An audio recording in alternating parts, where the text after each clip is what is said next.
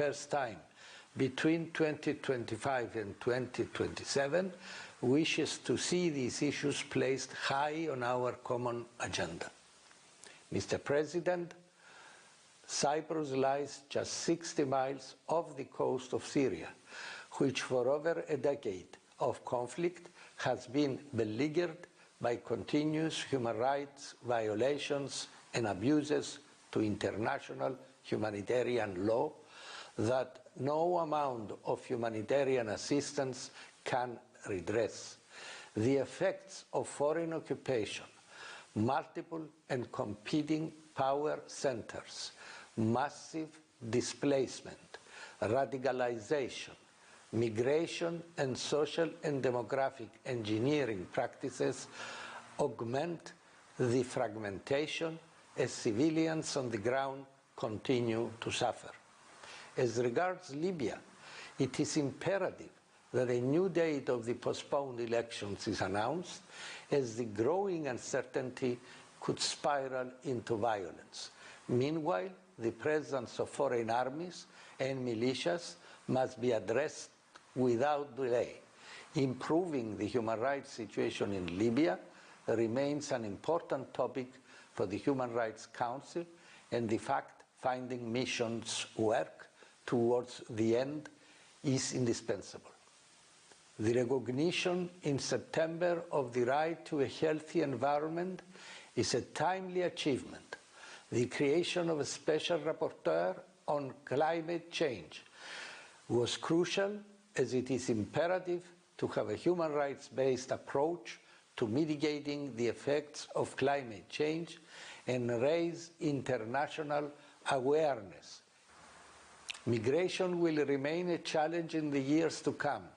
We must all remind ourselves of our obligations regarding international protection and respect of the principle of non-refoulement. We are extremely concerned about the exploitation and abuse of migratory flows by human traffickers, as well as the political instrumentalization of migration by certain states. We call for this abuse to be stopped, and the only way to do this is for states and stakeholders across the multilateral arena to work together. Before concluding, I wish to highlight that during this session of the Human Rights Council, Cyprus, together with a cross-regional core group comprising also Argentina, Ethiopia, Greece, Iraq, Ireland, Italy, Mali, Poland, and Switzerland, will be presenting the triennial initiative on cultural rights and the protection of cultural heritage. We look forward to engaging in good faith with each and every one of the UN member states during the informal consultations and aspire to receive broad support for this resolution during the current session, as well as was always the case in the past. Ladies and gentlemen, Cyprus will continue its active engagement in the Council in order to strengthen the promotion and protection of human rights across the world. I thank you. I thank you. Gracias. Y ahora tiene la palabra Su Excelencia el señor Sergei Lavrov, ministro de Asuntos Extranjeros de la Federación Rusa. Tiene la palabra Su Excelencia.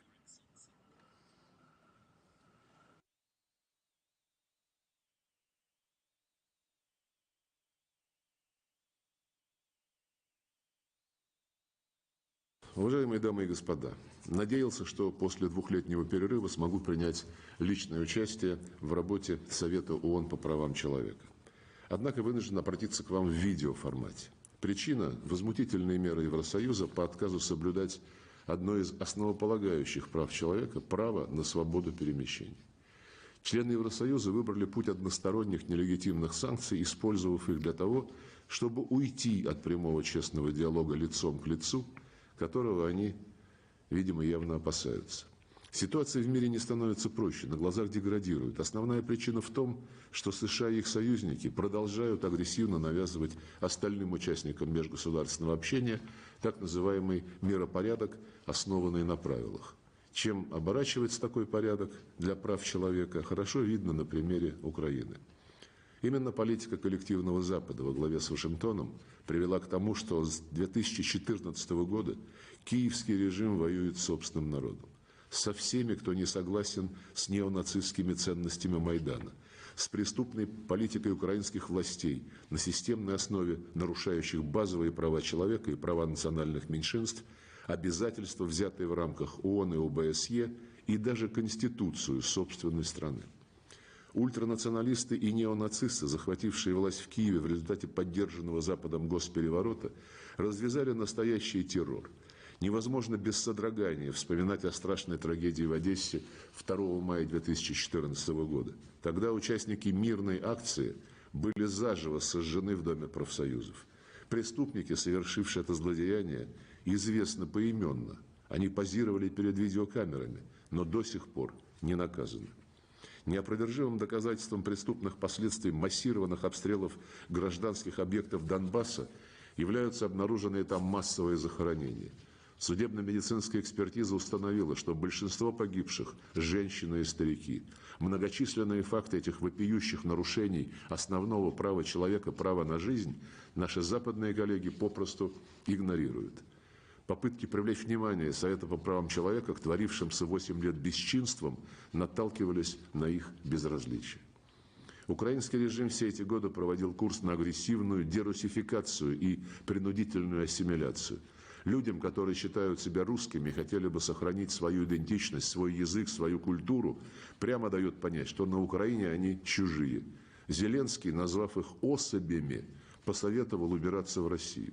Он инициировал принятие закона о коренных народах, среди которых не нашлось места для русских, веками живущих на этих землях, вполне в духе законотворчества нацистской Германии. Русский язык изгоняется из школ и университетов, из публичной сферы, просто из повседневного обихода.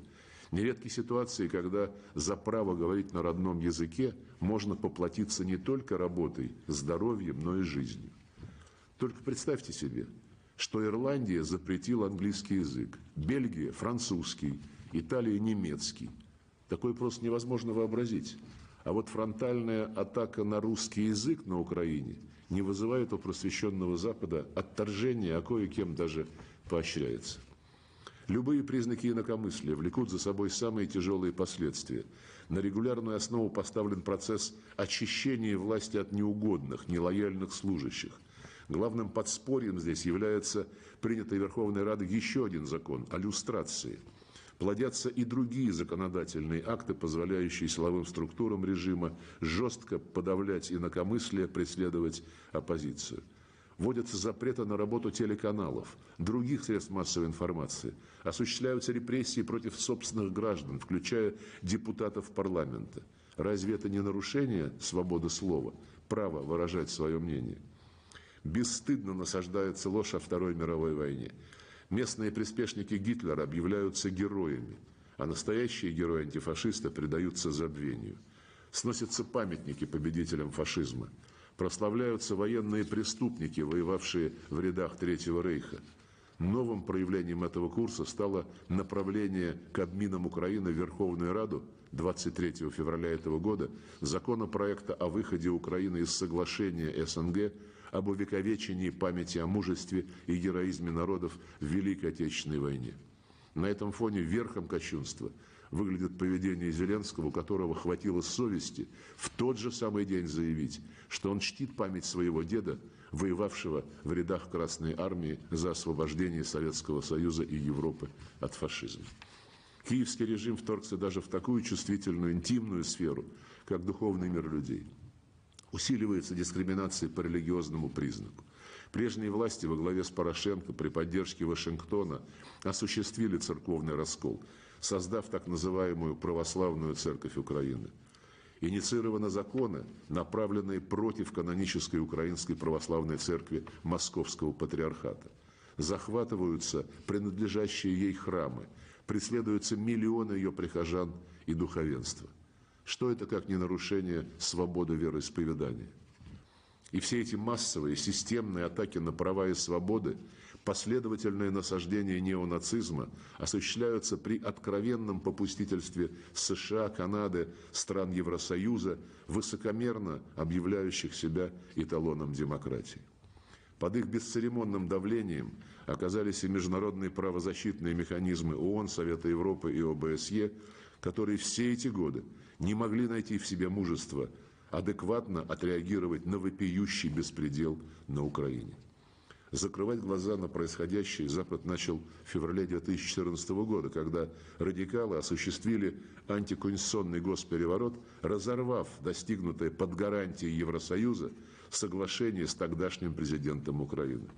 Пришедшие к власти путчисты провозгласили курс на союз с Западом и тут же начали наступление на русский язык. Вознамерились изгнать все русское из Крыма, направив туда вооруженных боевиков. Не принявшие госпереворот восточные регионы Украины были обвинены в терроризме, хотя они ни на кого не нападали. Напротив, против них выдвинули отряды карателей, их города бомбили с помощью авиации, артиллерии, систем залпового огня. Разрушили гражданские объекты, школы, больницы, убивали мирных жителей. Против Донбасса была введена бесчеловечная экономическая, транспортная, продовольственная блокада. Все это сходило с рук киевскому режиму. Международные структуры в лучшем случае ограничивались стерильными призывами к обеим сторонам. Ясно, что в этих условиях у жителей Крыма и Донбасса просто не было другого выбора. В марте 2014 года подавляющее большинство крымчан высказалось в полном соответствии с международным правом за вхождение полуострова в состав России. Реализация закрепленного в уставе ООН права народов на самоопределение позволила им защитить свое право на жизнь, на свободное пользование родным языком, на свои традиции, свою историю и культуру.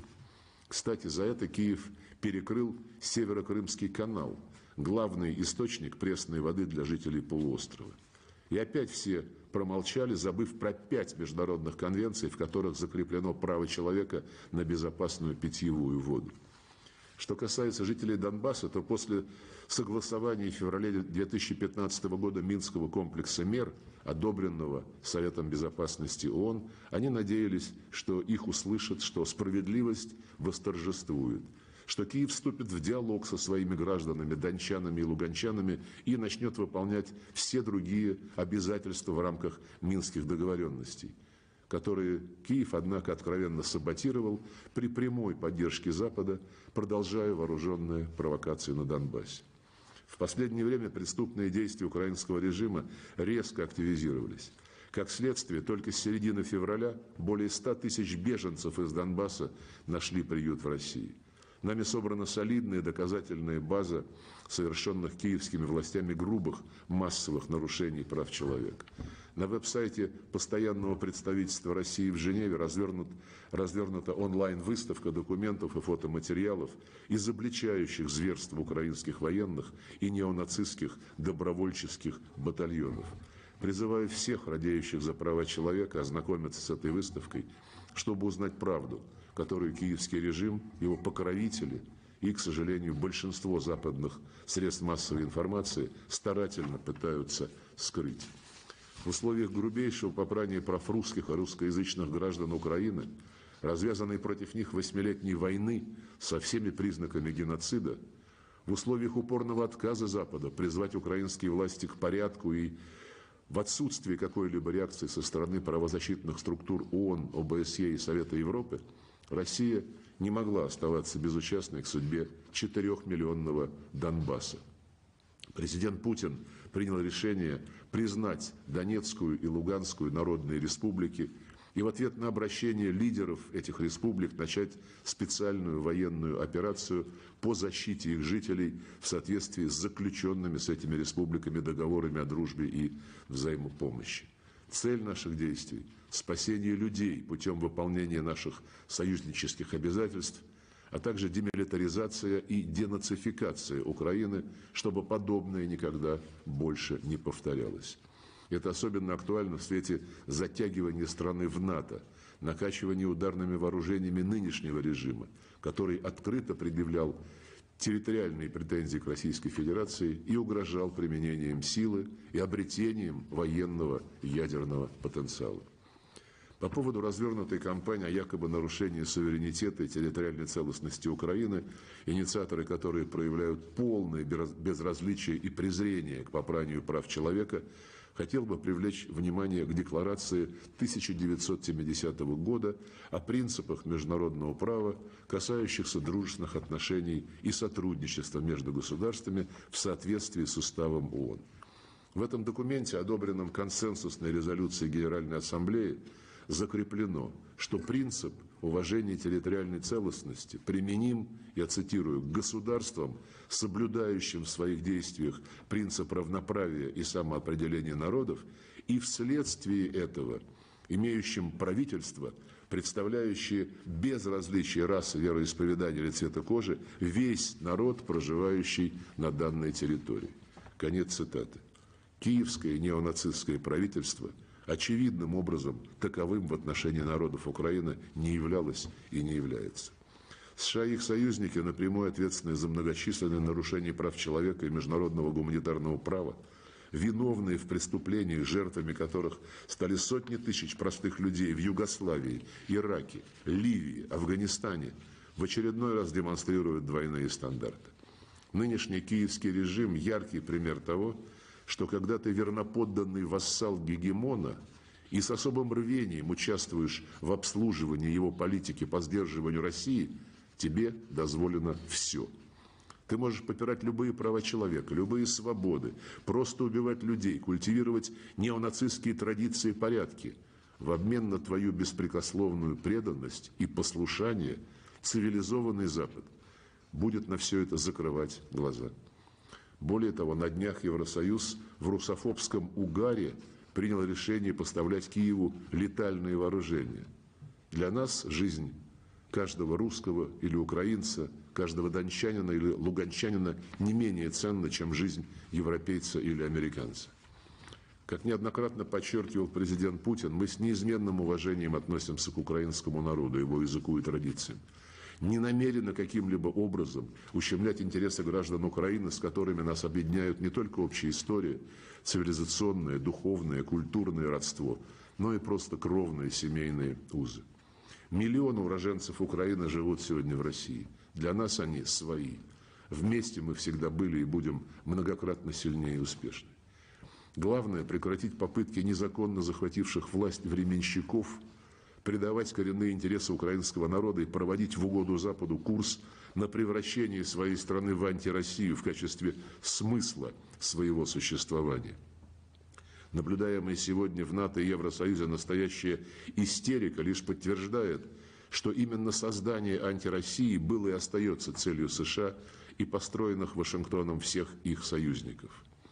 Как вы знаете, по просьбе Зеленского начались переговоры представителей России с делегацией Киева. Надеюсь, что украинская сторона осознает серьезность ситуации и свою ответственность, осознает необходимость проявить, прежде всего, самостоятельность, а также договороспособность и избежать повторения истории с Минскими соглашениями.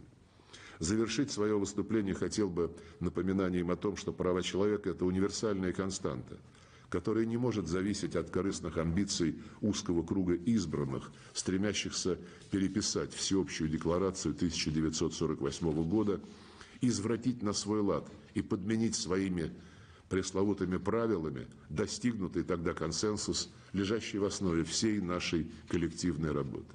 Роль Совета ООН по правам человека – обеспечить приверженность нашим общим, а не чьим-то узким ценностям, продвигать взаимоуважительные дискуссии без какой-либо политизации и двойных стандартов, не допускать использования правозащитной тематики для вмешательства во внутренние дела.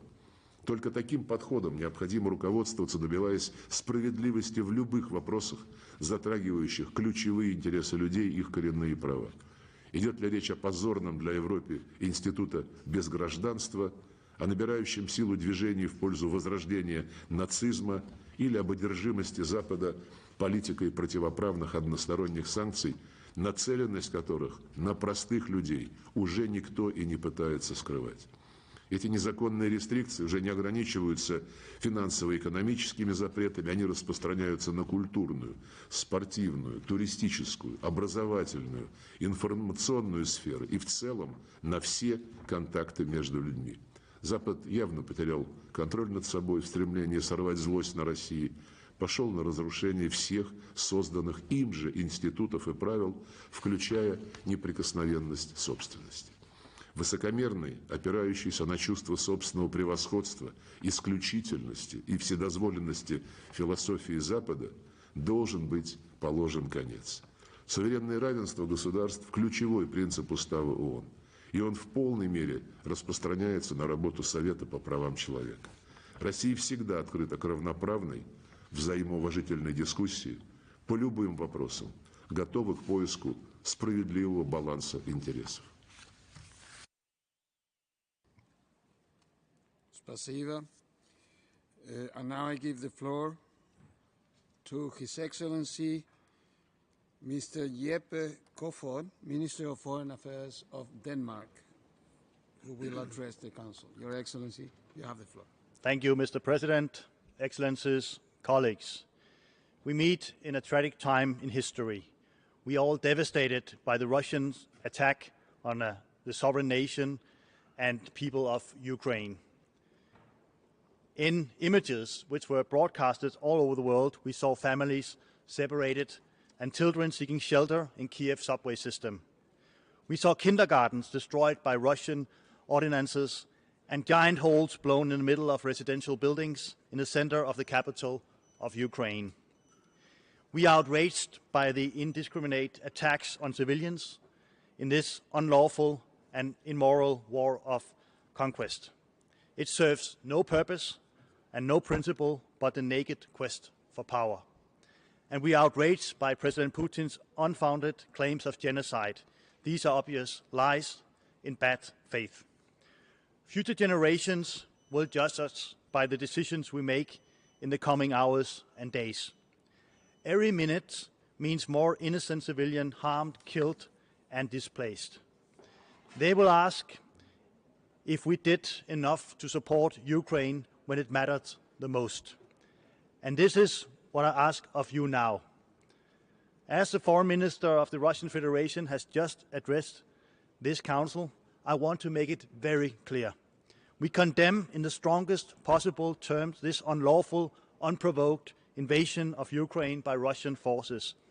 I am deeply appalled by Russian actions.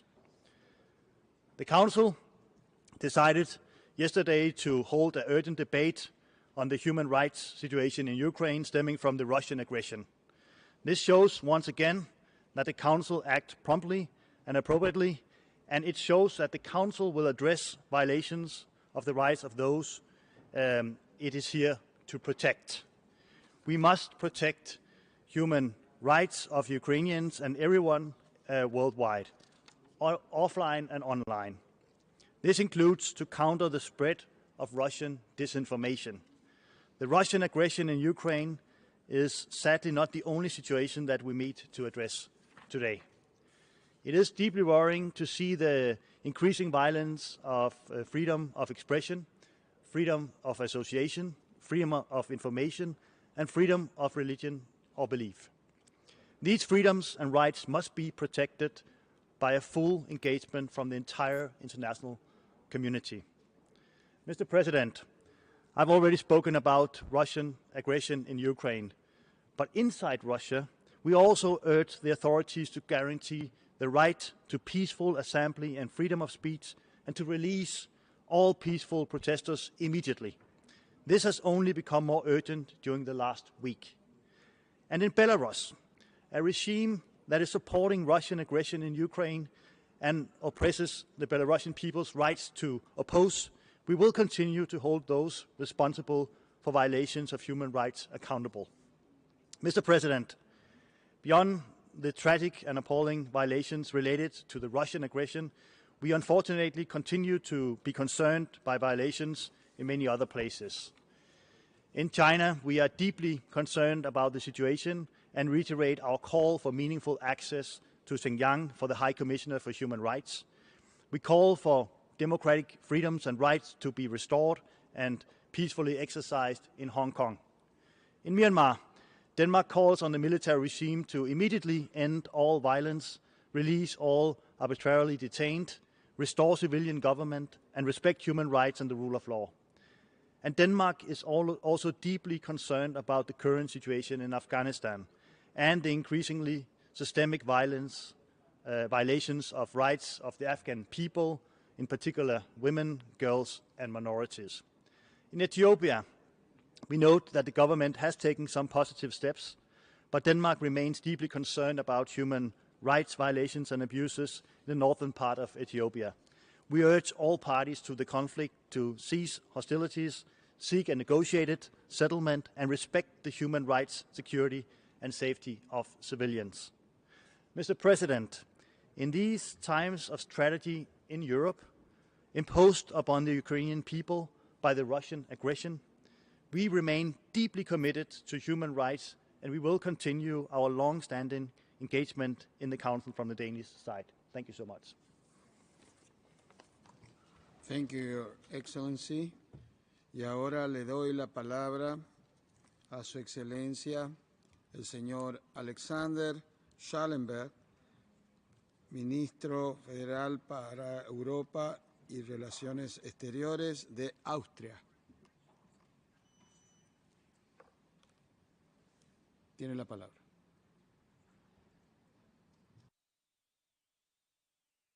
Madam High Commissioner, Excellencies, ladies and gentlemen, I'm addressing this Council at a time when the world is still in shock at the horrifying events in Ukraine. So let me first of all address this situation. The invasion of Ukraine by armed forces of the Russian Federation, in blatant violation of international law, is not only an attack on another sovereign and independent nation, it is also an attack against the aspirations of the Ukrainian people to freedom and democracy. We condemn these acts by Russia in the strongest terms and call upon President Putin to immediately stop this senseless war. The Russian military aggression will leave thousands dead, displaced or scarred for life, families torn apart and children traumatized. The historical revisionism, disinformation and the use of military force instead of diplomacy bring back the demons of the past, which we had thought to have left behind.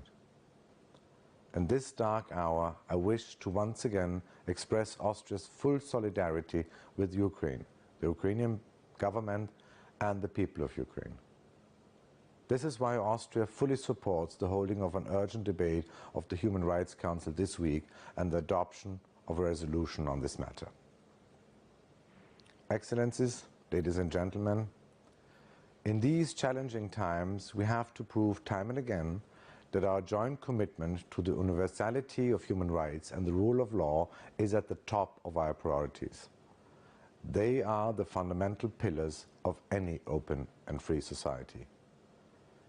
Next year will mark the 30th anniversary of the Vienna Conference on Human Rights. 30 years on, human rights and the rule of law are experiencing significant challenges. Let me be clear, no crisis should prevent us from standing up and speaking clearly out for human rights. Austria has always been and always will be a strong supporter of the international human rights system. Together we need to stand up against any attempts to undermine our open and free societies. Alice, we have to acknowledge that the humanitarian situation in many places, such as Belarus, Syria, Yemen, Ethiopia, Myanmar, Nicaragua, and many others, is still alarming and requires our full attention. However, in doing so, we have to ensure that the Council addresses country situations in a holistic manner. Singling out or focusing on one country through a special agenda item, whereas neglecting human rights abuses in others, negatively impacts the Council as a whole and should be a matter of the past. Excellencies, ladies and gentlemen, this year we mark the 30th anniversary of the Declaration on the Rights of Persons Belonging to Minorities. And I am glad that during the current Council session, Austria will present a resolution focusing on minorities in conflict situations. we count on your support for this resolution. To adequately safeguard the rights of us all, we must also protect those who uncover and denounce violations and infringements: journalists, civil society, and human rights defenders. The number of reporters jailed for the work hit a new global record, and in the past 12 months alone, 46 journalists were killed in connection with their work. 10 years ago, we adopted the UN Plan of Action on the Safety of Journalists. Today, we have to make sure that this action plan remains the blueprint for our efforts to prevent, protect, and prosecute crimes against journalists and free media, also over the next decade. Therefore, Austria is proud to host, in cooperation with the UN Human Rights Office and UNESCO, a high-level conference in Vienna coming November, with the aim to renew and reinvigorate this action plan. Austria also continues to place women's rights and gender equality at the center of its foreign policy. Let me express my deep regret and concern about recent developments, especially, but not limited to, Afghanistan, where hard-won gains and achievements for women's rights are under threat. We will therefore continue, not least through our membership in the Commission on the Status of Women, to work intensively to strengthen the rights of women and girls. Excellencies, ladies and gentlemen, let me be very clear. The universal character of human rights is not subject to negotiations. Attempts to challenge it are unacceptable. We can only move forward on our common commitment to human rights if we return to the spirit of Vienna, where all human rights are placed on an equal footing. The Secretary General has presented an ambitious pathway to achieve this goal with his call to action for human rights. We will continue to fully support the Secretary General in these efforts. In this context, digital technologies are a new test for all of us. We have to ensure a human rights-based approach to new technologies, guaranteeing that existing international legal norms are fully implemented and effective in all spheres of life. Whether something takes place offline or online should not make any difference as far as human rights are concerned. Ladies and gentlemen, Austria is proud to have served as a member of this Council for the last 3 years, and we will continue to be a steadfast ally in all international efforts to protect human rights. Thank you very much. Thank you. Y ahora tengo el honor de darle la palabra a Su Excelencia, el señor Cornel Feruta, Secretary of State for Global Affairs and Diplomatic Strategies, Ministro de Relaciones Exteriores de Rumania. Bienvenido, tiene la palabra, Su Excelencia. Merci beaucoup, Monsieur le Président. Madame la Haute Commissaire, Excellences, Mesdames et Messieurs, je tiens à vous féliciter, Monsieur l'Ambassadeur, pour cette occasion que vous avez de diriger ce Conseil et de vous assurer aussi de l'entier appui de la délégation roumaine. Monsieur le Président, la promotion et la protection des droits de l'homme sont devenus plus importants que jamais. Je salue le message du secrétaire général des Nations Unies et je souligne notre soutien pour le système universel des droits de l'homme qui fait partie de l'engagement de mon pays pour un multilatéralisme fort et efficace fondé sur des règles. La Roumanie continuera toujours à plaider en faveur des droits de l'homme tout en soulignant l'importance méritée en tant qu'un des 3 piliers de l'ONU. En même temps, je tiens à féliciter la haut-commissaire, Madame Michelle Bachelet, pour son travail inestimable de promotion et de protection des droits de l'homme, particulièrement dans cette période très difficile. La Roumanie soutient fortement l'indépendance du Bureau et de la haute-commissaire. Malgré les turbulences de la période actuelle, au cours de laquelle nous devons faire face à un dur défi planétaire, le Conseil a prouvé être à l'auteur des attentes, prêt toujours à remplir ses fonctions. Et c'est très important. En mars dernier, lors de notre réunion, nous avons renouvelé l'engagement de défendre le respect des droits de l'homme la coopération multilatérale, l'égalité et la non-discrimination, le droit de chacun de vivre en paix et en sécurité. Et maintenant, il devient de plus en plus évident que nous devons rester tous fidèles à nos engagements, aux valeurs universelles et aux principes fondamentaux, à notre devoir de défendre la vie et à notre espoir de préserver la sécurité mondiale. De plus, tout au long de ces dernières années, les pressions, les menaces, les conflits et les crises n'ont pas cessé d'augmenter, tout en compliquant beaucoup nos efforts en faveur de la stabilité, du développement et de la paix. Mr. President, 8 years since the illegal annexation of the autonomous Republic of Crimea and the city of Sevastopol by the Russian Federation, we see yet another violation of Ukraine's sovereignty and territorial integrity through Russian Federation's recent unprovoked military attack against Ukraine, and this decision to recognize the self-proclaimed separatist republics in Donetsk and Luhansk regions of Ukraine as independent entity. We are deeply concerned about the human costs of this aggression. We are also deeply concerned about its unpredictable implications on human rights and humanitarian situation in Ukraine. We welcome, therefore, the urgent debate on humanitarian and human rights consequences of the Russian unlawful attack on Ukraine to be held later this week. It is the crucial duty of this Council to monitor and verify reports of human rights and humanitarian law violations. Mr. President, distinguished delegations, we are gravely worried about indiscriminate attacks on civilian areas, causing the loss of lives of many civilians and substantial damage to civilian infrastructure, such as hospitals. The Russian Federation should immediately halt indiscriminate attacks in violation of international law. We reaffirm our strong support for the territorial integrity and sovereignty of Ukraine. Romania is in full solidarity with the people and the government of Ukraine. We call for an immediate cessation of aggression and the immediate withdrawal of the Russian armed forces. We will continue to support Ukraine alongside our international partners, and Romania is very committed to facilitate the safe entry of Ukrainian refugees, and we have taken measures to prepare for an increasing flow of people. The numbers are growing daily.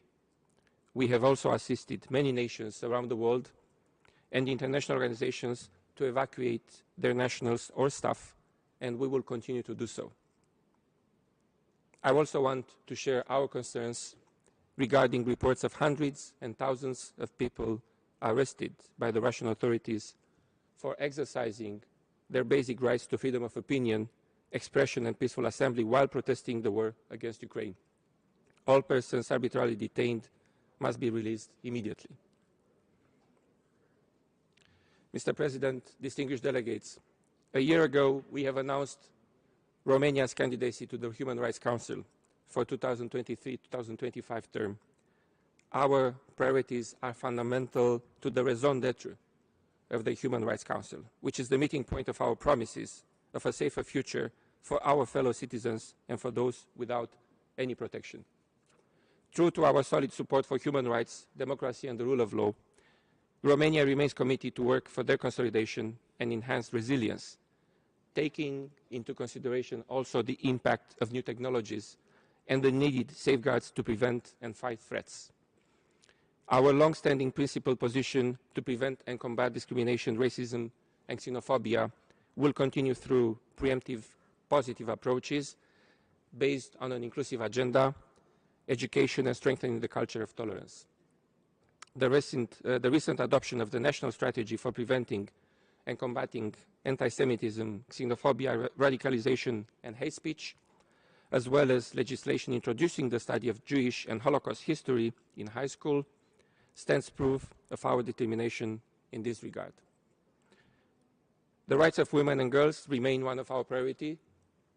We approach gender equality and the fight against gender violence both as objectives of human rights and as prerequisites for social justice development, peace and progress towards achieving the 2030 Agenda's targets. One ministerial portfolio in the Romanian government is dedicated to equal opportunities. Romania will continue to display efforts for achieving institutional gender parity, for women's access to public life or decision-making positions, for eliminating violence, discrimination, stereotypes, and pay gaps. New generations depend on our respect for women and girls' rights and their realization. Freedom of expression is today under a pervasive attack globally, irrespective of countries' GDP, digital accessibility, or other historical or cultural determinants. With so many visible basic deprivations or moral suffering people are confronted with, the risk of overlooking the realization of the freedom of expression is high. Conflicts begin and are fed in with misinformation, hatred, call to violence online and offline, with repressing dissent, curtailing the civic space or media freedom limitations. The freedom of expression is a cherished right and way of living liberty. It is the essence and the guarantee of any functioning democracy and pluralistic and open society. And Romania will stand for its respect at home and everywhere abroad. Mr. President, Excellencies, distinguished delegates, these are our priorities for our bid to join this prominent body. And we will continue to promote effective multilateralism in the service of the rules-based international order and for the benefit of our resilient democracies. Thank you very much. Merci beaucoup, Monsieur le Ministre. Y ahora tiene la palabra, en representación de la Unión Europea, Su Excelencia Josep Borrell Fontel, Alto Representante de la Unión Europea para Asuntos Extranjeros y Políticas de Seguridad y Vicepresidente de la Comisión Europea. Tiene la palabra. We gather today at this 49th session of the United Nations Human Rights Council. The Russian Federation is pursuing its military aggression against Ukraine, including attacks on civilians. This is not only an attack on a free, democratic, and peaceful Ukraine, it's an attack on global stability and security, an outrageous violation of international law, and a violation of the basic principles of human coexistence. So let me begin by making it very clear the European Union condemns in the strongest terms Russia's unprovoked attack on Ukraine. We support the democratically elected government of Ukraine and its efforts to defend its territory and its people. We stand by the women and men of Ukraine whose courage and determination is an inspiration to us all. And we echo the United Nations Secretary General's appeal to Russia to stop its aggression and the High Commissioner's words of grave concern over civilian casualties and the human rights implications of Russia's actions. The Human Rights Council must address this crisis in all its aspects and do so now. While we are focusing on the war in Ukraine, we cannot forget other situations where basic human rights are being violated. Let me mention briefly some of them. First, in Belarus, more than 1,000 political prisoners have been locked up because they dare to protest peacefully, and independent media and civil society are being repressed. The Lukashenko regime is complicit in facilitating Russia's military invasion of Ukraine and should be held accountable for that. In Afghanistan, girls are prevented from going to schools, and human rights defenders, journalists and minorities are hiding or fleeing the country in fear of their life. In Myanmar, the military ignored the results of democratic elections and uses violence against its own citizens. In northern Ethiopia, A humanitarian emergency is happening before our eyes, with credible allegations of massive human rights abuses and violations of international humanitarian law. Moreover, we are seeing an attempt by some, Russia, to reshape the core principles of international relations. They seek to relativize key concepts of human rights and democracy, arguing that only states are sovereign, not people. If this revisionist campaign succeeds, we run the risk of moving back to an international order where might will be right. Let us remember that human rights are the law, are the international law, but they are much more than a law. They are about the dignity of human beings. They don't belong to any state. They don't belong to any system. They belong to the people, all people in the world. And on this I want to be clear. Human rights are universal and indivisible. They are the rights of all human beings.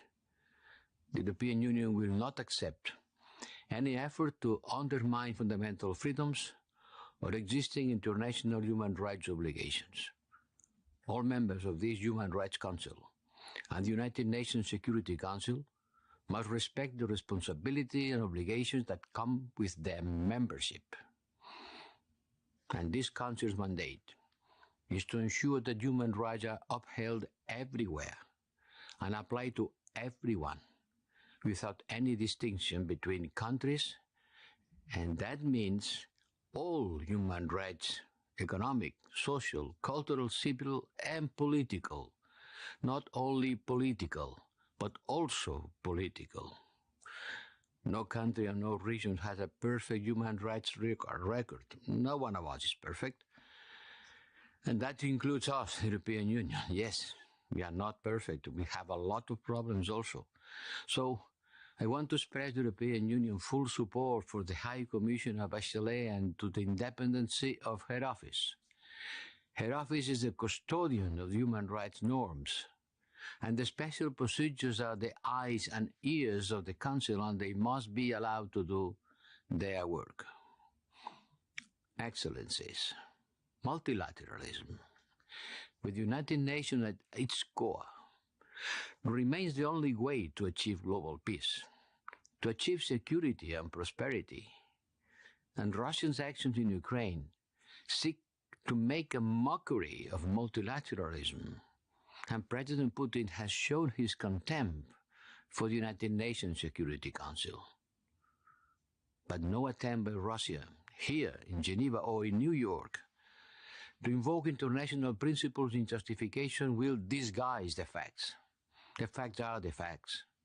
And the action by President Putin and his government are the opposite of the principles on which the United Nations and this Human Rights Council are based. They must and will be held to account. I appeal to all United Nations members, big and small.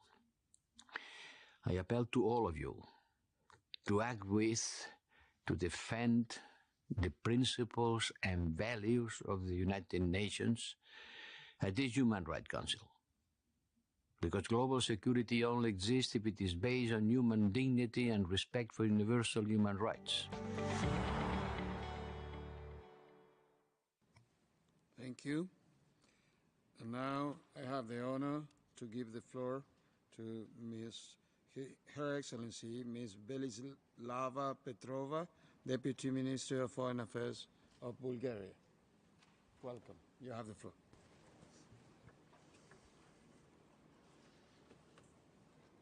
Mr. President, Excellencies, distinguished delegates, it's a great honor to address the high-level segment of the Human Rights Council. And let me use this opportunity to congratulate His Excellency Ambassador Viegas on assuming the presidency of the Council and wish him every success in this venture. For more than 15 years of its existence, the Human Rights Council has emerged as a fundamental pillar of the universal system for protection and promotion of human rights at a global scale. It has adopted numerous resolutions of major significance and has set up arrangements for the scrutiny of human rights issues and situations and the investigation into various crises. Throughout these years, Bulgaria has demonstrated its commitment to the respect and promotion of human rights and has always tried to contribute to the reinforcement and efficiency of their international protection, building on the values and principles of international human rights law and on the understanding that individual rights and freedoms are universal and interrelated. But as I'm speaking at this moment, a worse security and humanitarian military crisis is unfolding in Europe, challenging and threatening the rules-based international order we have been building over the past 30 years, and the very principles and values on which it is founded. As we have witnessed on multiple occasions, armed conflicts pose one of the gravest threats to the effective enjoyment of human rights, and the ongoing aggression against Ukraine is no exception in this regard. We condemn in the strongest possible terms this unprovoked military invasion of Ukraine, which represents a gross violation of international law. Bulgaria supports unconditionally Ukraine's sovereignty, unity, and territorial integrity within its internationally recognized borders, including its territorial waters. Bulgaria urges Russia to cease the hostilities immediately, to withdraw from Ukrainian territory, and to fully comply with its obligations under international law, including the purposes and principles of the UN Charter. Bulgaria deplores the negative impact Russia's invasion already has and will continue to have on the respect of human rights and on the humanitarian situation in and around Ukraine. We fully support Ukraine's request to the Human Rights Council to hold an urgent debate with a view to considering and adopting appropriate measures to address the gravity of the situation. The Council should remain seized with the matter until the problem is fully resolved. Bulgaria remains committed to the fight against COVID-19 pandemic and the efforts to overcome its socio-economic consequences. The respect for human rights is at the forefront of these efforts of the Bulgarian government. The goal is to provide all citizens with the best possible protection from the pandemic, including through access to information, medical care, vaccination, and social and economic compensations. School and university students, as well as other vulnerable groups, are in the focus of these efforts. International solidarity is also of crucial importance, and Bulgaria has contributed with vaccines, equipment, and other assistance to the efforts of many countries around the world to protect their citizens from the pandemic. Despite the pandemic, Bulgaria has kept its focus on combating all forms of racism, anti-Semitism, discrimination, intolerance, and hate speech. The institutions of the different branches of power work in close coordination to prevent and prosecute all such manifestations. The education of young people and the promotion of the traditional values of tolerance, mutual respect, and inclusion of the Bulgarian people benefit from a special attention. The act of racism, anti-Semitism, discrimination, intolerance, and hate speech remain rare in Bulgaria and do not go without appropriate reaction from the authorities and the society. Looking in the future, digital technologies are advancing ever more rapidly. The COVID-19 pandemic further accelerated this trend. This poses many new challenges in the sphere of human rights, and they require the special attention of the Human Rights Council. Likewise, the climate change and its universal negative impact on the humankind, including in the field of human rights, needs a more prominent place on the agenda of the Council. In this difficult period, the High Commissioner for Human Rights and her devoted staff deserve our appreciation and support for their relentless strive to advance the cause of human rights around the world. Mr. President, Bulgaria's first ever membership of the Human Rights Council successfully concluded last December. In 2021, the Bulgarian permanent representative in Geneva, Ambassador Sterk, served as a vice president of the Human Rights Council and a member of the Council's Bureau. During its membership in the Council, Bulgaria actively engaged in all initiatives related to the promotion and protection of the rights of the child, the equality of women and men, the empowerment of women, the rights of disabled persons, and the rights of other persons belonging to vulnerable groups. In a broader context, Bulgaria is convinced that human rights have a central place in the implementation of the 2030 Agenda for Sustainable Development. Bulgaria remains dedicated to these noble goals and to the highest international human rights standards. Building on the experience of the membership in the Human Rights Council during the past 3 years, Bulgaria is pleased to put forward its candidature for a membership in the Council for the term 2024-2026 and counts upon the valuable support of all UN member states. Thank you. Thank you, Your Excellency. Y ahora tiene la palabra Su Excelencia el señor Choi Yong-moon, viceministro de Relaciones Exteriores de la República de Corea. Tiene la palabra. Mr. President, Madam High Commissioner, distinguished delegates, I very much appreciate this chance to address the Human Rights Council this year. I wish to thank High Commissioner Michelle Bachelet and the OHCHR for their tireless dedication to safeguard the human rights and dignity of those left behind. Last year, conflicts broke out in many parts of the world, which led to the suppression of civilians and attacks on human rights defenders. At the same time, the ramifications of the COVID-19 pandemic extended far beyond the area of health. The socio-economic crisis generated by the pandemic has led to increased inequality, discrimination, and poverty. For its part, the Council held 5 special sessions in an effort to deal with these and other urgent challenges to human rights. The Republic of Korea believes that the Council has an even greater responsibility in such time of crisis. We start this year with yet another human rights crisis unfolding in Ukraine. The Republic of Korea strongly condemns Russia's aggression, as it is a clear violation of the principles of the UN Charter.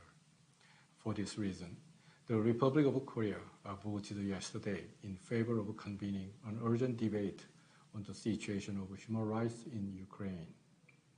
The ROK condemns all violations of international humanitarian law and human rights. The reports of civilian casualties are causes of grave concern. The use of force that causes innocent casualties simply cannot be justified under any circumstances. A rapid, safe, and unhindered access of humanitarian assistance to those in need in Ukraine are urgently needed in order to protect civilians. The ROK is also closely watching the somber situation in Myanmar. The serious human rights situation is continuing even after the 1-year anniversary of the military takeover. We stress the need to keep monitoring the situation in cooperation with the relevant mechanisms, such as the independent investigative mechanism for Myanmar. Meanwhile, the situation in Afghanistan remains worrisome. About 400 persons of merit who came from Afghanistan to Republic of Korea are settling in as members of the Korean society. However, let us not forget the people still in Afghanistan. The fundamental rights and freedoms of all Afghans, including women and girls, should be fully respected.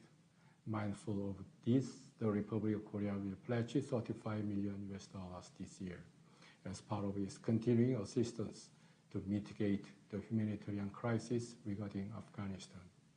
Distinguished delegates, COVID-19 is affecting every corner of the globe, and the DPRK is no exception. The Republic of Korea has been closely watching the human rights and humanitarian situation in the DPRK with a profound interest and concern. We wish to underline that the international community should continue to engage the DPRK for substantially improving the human rights and standard of living of the people in the North. We also hope that the DPRK will respond to our calls for a lasting resolution to the tragedy of the separated families, which remains as one of the most urgent humanitarian issues on the Korean Peninsula. Distinguished delegates, over the years, the DIRECTO has brought the Council's attention to new and emerging digital technologies and their human rights implications. 2 resolutions have been adopted with broad support. As a follow-up measures to the resolution, the first expert consultations will be hosted by the OHCHR next week, with a focus on the application of the UN guiding principles on business and human rights to technology companies. We look forward to the active participation of all stakeholders. Last but not least, the Republic of Korea wishes to stress the importance of the Women, Peace, and Security agenda. Based on its historical experience, the Republic of Korea is firmly committed to advancing this agenda, especially by addressing conflict-related sexual violence around the globe. In this vein, the Republic of Korea, a strong advocate of the survivor-centered approach, launched the Action with Women and Peace initiative in 2018 and convened 3 international conferences so far to galvanize public awareness and political will on this issue. 3 decades ago, the late Ms. Kim Hak-sun became the first survivor of the so-called Comfort of Women to testify to the public her painful experience during World War II. The only way to pay tribute to these courageous survivors is to remember the atrocious acts perpetrated against them and restore their honor and dignity. With a greater sense of historical responsibility, we will continue to heed the voices of the survivors. Distinguished delegates, the Republic of Korea will continue to play an integral part in the Council's noble work as a member of the Council. Our commitment to promote universal human rights lies at the very heart of our values. It would be an honor for us to stand here again as a member of the Council next year. Thank you. Thank you.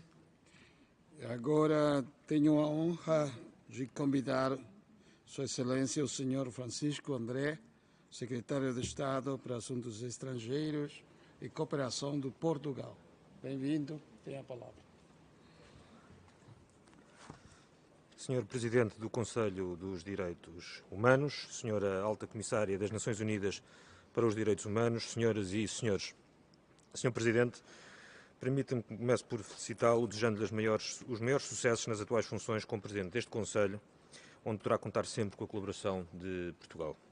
É uma honra dirigir-me ao Conselho dos Direitos Humanos em nome de Portugal e ainda mais por poder fazê-lo em português. Contudo, faço-o com a tristeza do momento sombrio que vivemos. Talvez o mais sombrio na Europa desde a Segunda Guerra Mundial. Vivemos novamente uma guerra na Europa. Uma guerra provocada pela Rússia. Uma guerra ilegítima e ilegal que viola o direito internacional e a Carta das Nações Unidas, cujo impacto tem e terá consequências graves. Portugal condena de forma veemente e inequívoca a ação militar da Rússia na Ucrânia, uma agressão sem qualquer tipo de justificação e que tem de cessar de imediato. Manifestamos a nossa total solidariedade com a Ucrânia e com o povo ucraniano neste momento tão difícil. Portugal está disponível para receber e acolher os ucranianos que procurem o nosso país e aí possam encontrar segurança e um destino para dar continuidade às suas vidas. Neste momento em que, no leste da Europa, assistimos a flagrantes violações dos direitos humanos pela Rússia, é fundamental preservar o respeito pelo direito internacional, incluindo o direito internacional humanitário e o direito internacional dos direitos humanos.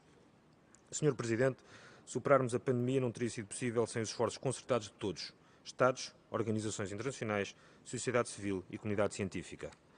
Permita-me que felicite as Nações Unidas, e em especial o Secretário-Geral António Guterres e a Alta Comissária Michelle Bachelet, pelo incansável empenho e dedicação que colocaram na promoção, proteção e realização dos direitos humanos durante o combate à pandemia. Se há algo que a Covid-19 nos recordou, é que os direitos humanos estão presentes em todos os aspectos das nossas vidas, mesmo aqueles em que, por regra, nos passam despercebidos. A proteção dos direitos humanos e a mitigação dos efeitos nefastos da pandemia no seu exercício tem sido uma preocupação constante para Portugal e continuará a sê-lo na fase da recuperação. Adotámos um conjunto alargado de medidas para apoiar as pessoas em situação de maior vulnerabilidade, desde logo os migrantes, os requerentes de asilo, as pessoas idosas e os jovens, para prevenir e combater a violência doméstica e para prevenir manifestações de ódio, xenofobia e racismo. Ao mesmo tempo, empenhámos-nos no apoio aos pequenos Estados insulares em desenvolvimento e aos países menos avançados nos seus esforços de luta contra esta doença, através da disponibilização de recursos e da formação de profissionais de saúde. Com o início da disponibilização de vacinas a nível mundial, começámos também a apoiar a vacinação internacionalmente. Portugal já doou mais de 5,3 milhões de doses de vacinas contra a Covid-19 a 12 países, bilateralmente e através da iniciativa COVAX e do Mecanismo Europeu de Proteção Civil. Igualmente, durante a presidência portuguesa do Conselho da União Europeia, no primeiro semestre do ano passado, a promoção dos direitos humanos esteve no centro da nossa ação. Sr. Presidente, é mais urgente do que nunca uma aposta séria no multilateralismo, com os direitos humanos no centro de todos os nossos esforços. Temos de aprender com a pandemia para reconstruir melhor, caminhando para um mundo mais igual, mais solidário, mais participativo e sem discriminação, violência, ódio e preconceitos.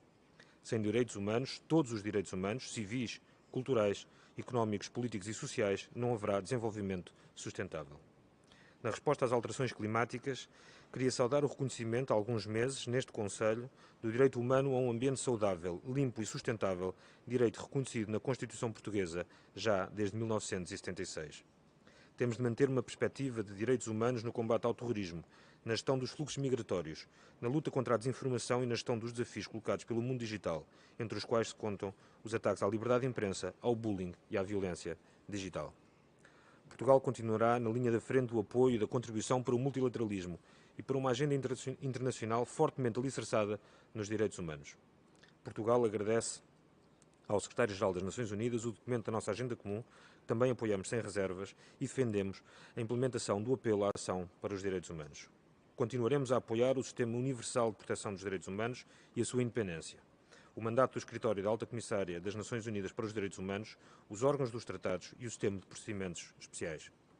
As comemorações do 30º aniversário da Declaração e Programa de Ação de Vienna em 2023 constituirão uma boa ocasião para a comunidade internacional reforçar o seu compromisso com o reforço do pilar de direitos humanos das Nações Unidas.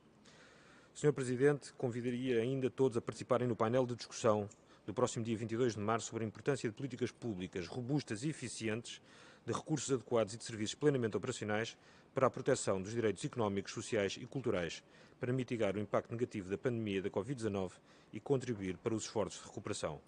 Gostaria de assinalar também que, juntamente com um largo grupo de países, coliderámos também no ano passado uma decisão para assinalar o 10º aniversário do Fundo Fiduciário para apoiar a participação dos CIDs e dos PMA nos trabalhos do Conselho de Direitos Humanos. O Conselho precisa de todos os países, grandes ou pequenos. O Conselho precisa também de continuar a incluir a sociedade civil em todas as vertentes da sua ação e condenamos todos os tipos de represálias e de restrições à livre participação da sociedade civil. Continuamos a presidir em Genebra ao Grupo de Amigos sobre os Mecanismos Nacionais de Implementação, Reporte e Seguimento das Obrigações e Recomendações Internacionais de Direitos Humanos. Orgulhamos-nos ainda por, através da Comissão Nacional de Direitos Humanos, a que tenho o privilégio de presidir, Portugal ter as suas obrigações junto dos órgãos dos tratados em dia e uma maior coordenação interna em matéria de direitos humanos também alargada à sociedade civil. Sr. Presidente, tendo sido há mais de 150 anos um dos primeiros países do mundo a abolir a pena de morte, conquista de que nos orgulhamos e honramos, Portugal tem a abolição universal da pena de morte como um objetivo cimeiro da nossa ação externa. Não poupamos esforços na promoção da igualdade de género e estamos totalmente comprometidos com a realização dos direitos humanos de todas as mulheres e raparigas. O combate a toda e qualquer forma de discriminação, seja baseada em que motivo for, é um denominador comum de todas as ações de Portugal. A este respeito, gostaria de destacar a aprovação, no ano passado, do primeiro Plano Nacional de Combate ao Racismo e à Discriminação para o período 2021-2025 e o nosso empenho, juntamente com a África do Sul, para as celebrações do 20º aniversário da Declaração e Programa de Ação de Durban. O direito à educação é um direito humano vital, também para o gozo de todos os demais direitos humanos, e é por isso que Portugal apoia a Plataforma Global para o Ensino Superior nas Emergências e o seu mecanismo de resposta rápida, iniciativa desenvolvida pelo antigo Presidente de Portugal, Jorge Sampaio, recentemente falecido. Portugal atribui prioridade à proteção, respeito e realização dos direitos humanos dos migrantes e, por isso mesmo, gostaria de destacar a importância do Acordo sobre Mobilidade de Pessoas no seio da Comunidade de Países de Língua Portuguesa, assinado no ano passado. Sr. Presidente, 2021 foi um ano caracterizado por novos conflitos, pelo agudizar de tensões e de fenómenos de intolerância, por uma erosão da democracia e por retrocessos ao nível da proteção de direitos humanos, especialmente das mulheres e das raparigas. Este ano 2022, apenas agora começado, traz-nos já o espectro da guerra e o seu cortejo de violência, destruição e horror. A invasão injustificada e não provocada da Ucrânia pela Rússia constitui um ato de agressão intolerável e inaceitável. Apelamos à Rússia para que cesse de imediato a operação militar, que regresse à negociação, à diplomacia e ao respeito pelas normas básicas do direito internacional.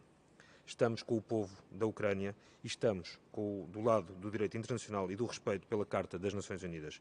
E por isso temos de agir em conjunto para pôr termo às violações e abusos, para garantir que os seus autores sejam responsabilizados e que as vítimas sejam protegidas e compensadas. Muito obrigado. Muito obrigado, Excelência.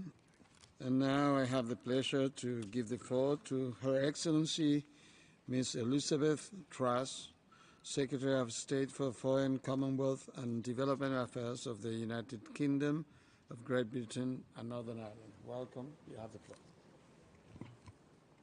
Mr. President, Excellencies, the UK is proud to defend and promote freedom around the world. We come here to the Human Rights Council to unite in this shared vision. Together, we have a moral duty to stand up to aggression, especially when it comes from members of this very council. We remain concerned about reports of violations from China, particularly Xinjiang and Tibet, and other parts of the world like Afghanistan and Myanmar. But today, we must face up to the urgent situation in Ukraine.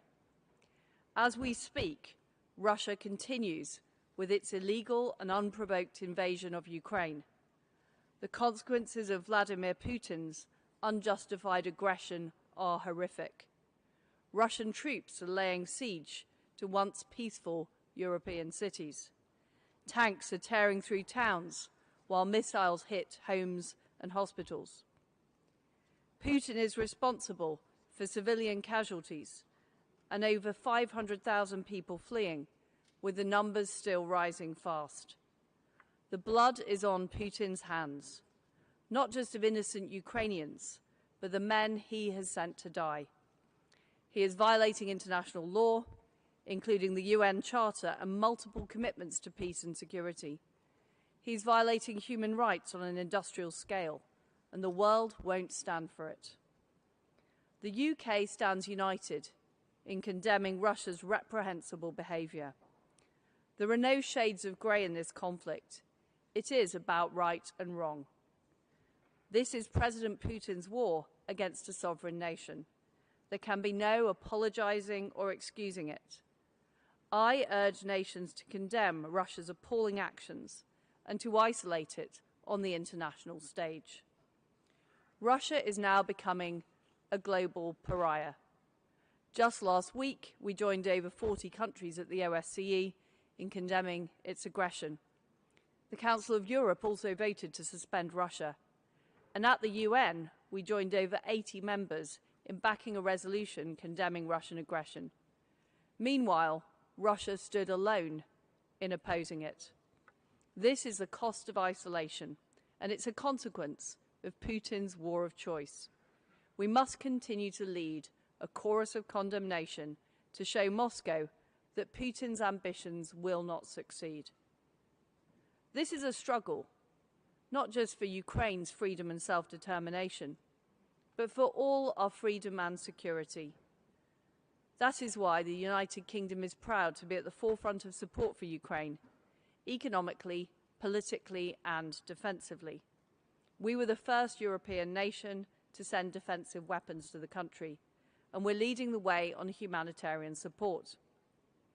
We've just pledged £220 million, including providing Ukraine with access to basic necessities and vital medical supplies for aid. And we call on Russia to enable unhindered humanitarian access into Ukraine and safe passage for civilians. Now is the time to come together with a strong response.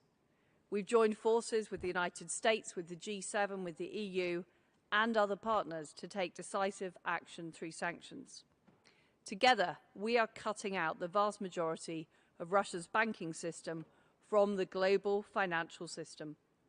We're using our collective heft, making up over half of the world's economy, to cut funding from Putin's war machine. And we're delivering severe economic costs through these sanctions, as ordinary Russians are finding from queues at their local banks and rising interest rates.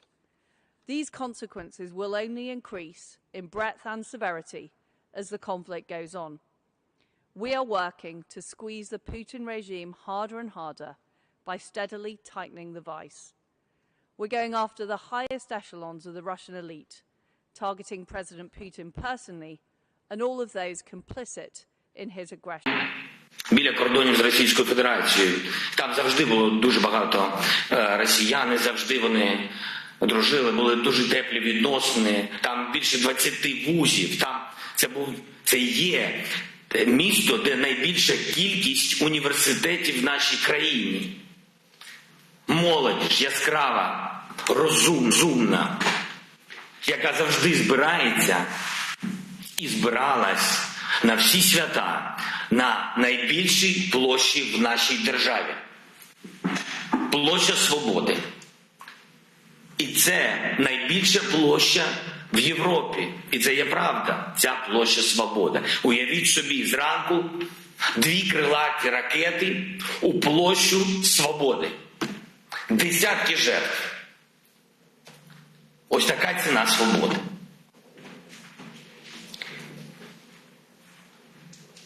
Ми боремося просто за свою землю і за свою свободу. І повірте мені, незважаючи на те, що зараз заблоковані усі великі міста нашої держави, ніхто в нашу свободу і в державу не зайде. Повірте мені, кожна площа сьогоднішнього дня, як би вона не називалась, вона буде називатися площею Свободи в кожному місті нашої держави.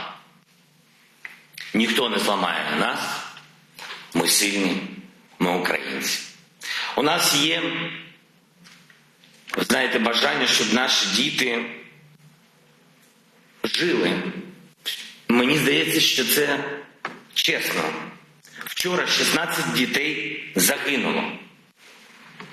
І знов президент Путін скаже, що це якась там операція, і ми б'ємо по військовій інфраструктурі. Де наші діти? На яких вони військових заводах працюють? На яких ракетах вони? Може вони в танках їздять? 16 дітей ти вбив.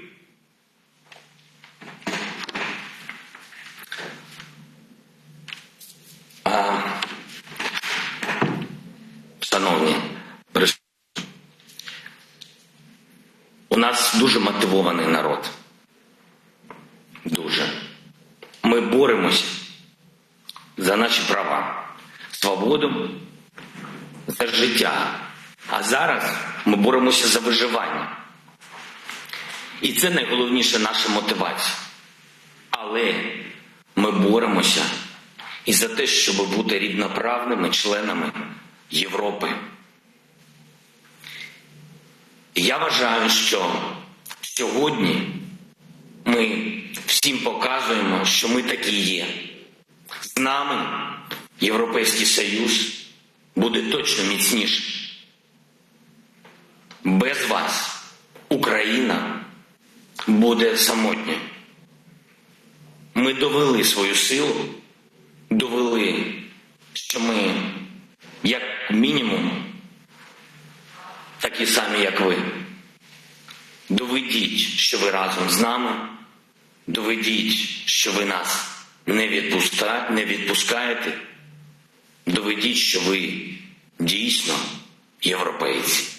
І тоді життя переможе смерть, а світ – темряву. Слава Україні!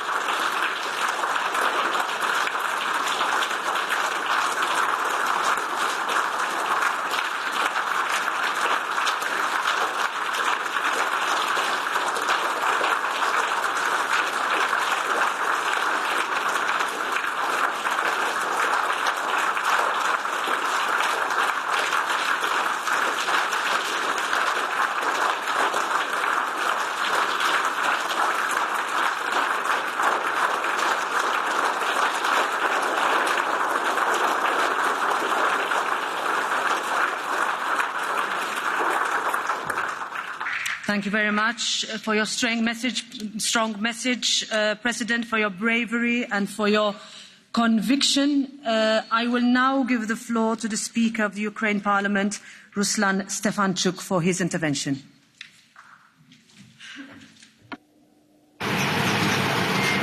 Шановні депутати та депутатки Європейського парламенту, шановна пані голово, насамперед дякую за ту можливість, що я можу сьогодні виступити перед Європейським парламентом. Але виступити я хочу не один. За мною ви бачите ті кадри, які щодень бачить моя Україна. Ви знаєте, 8 років тому український народ сказав категоричний ні російській навалі і спробі змінити подвічний шлях України додому. Додому до своєї європейської нації, до об'єднаного Європейського Союзу, до, мабуть, найбільш успішного об'єднавчого процесу, який демонструвався впродовж всіх цих років.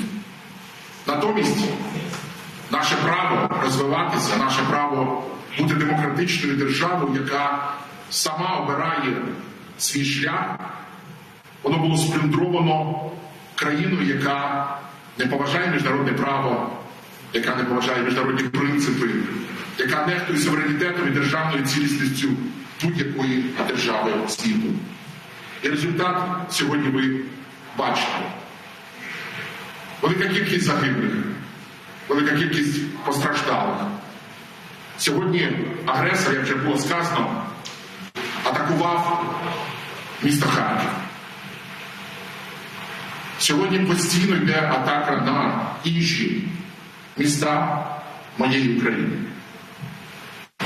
Ви знаєте, мені здається, що в історії Європи настав черговий переломний момент. І історія Європи твориться саме сьогодні. І вона напряму залежить від того, як уся об'єднана європейська спільнота відреагує на цей виклик дикості, варварства і нецивілізації. Шановні депутати, я щиро вдячний, знаю, що у вас сьогодні буде розглядатися низка серйозних економічних санкцій, які ви будете покладати на державу-агресора. Але я хотів би, щоб ви всі усвідомлювали, що сьогодні Україна захищає кордон цивілізованого світу. І якщо, не дай Бог, впаде Україна, ніхто не знає, де зупиниться російська армія. Ще тиждень тому я теж не знав. Я в офіційному костюмі в краватці проводив пленарні засідання парламенту України. Ми приймали важливі реформаторські закони. А вже тільки сьогодні я 4 рази спускався у бомбосховище. Тому що над столицею моєї країни, над 1500-літнім містом Києвом снують ворожі літаки, летять бомби і здійснюється все, щоб зламати український дух. Але цього не буде. Тому подумайте на хвилинку, що може статися з Європою, якщо сьогодні відновиться страшна Російська імперія. Чи зможе Європейський Союз сьогодні відстояти простір свободи і демократії, створений за останні десятиліття? І чи почуватися ви в безпеці? І що відчувають східноєвропейські країни, коли російські танки стануть на їхньому кордоні? На які регіони зверне свою увагу Кремль в майбутньому, розв'язавши собі руки після України? Тому хочу закликати вас думати стратегічно, підтримувати єдність Європейського Союзу, підтримувати Україну, довіряти один одному та трансатлантичним партнерам.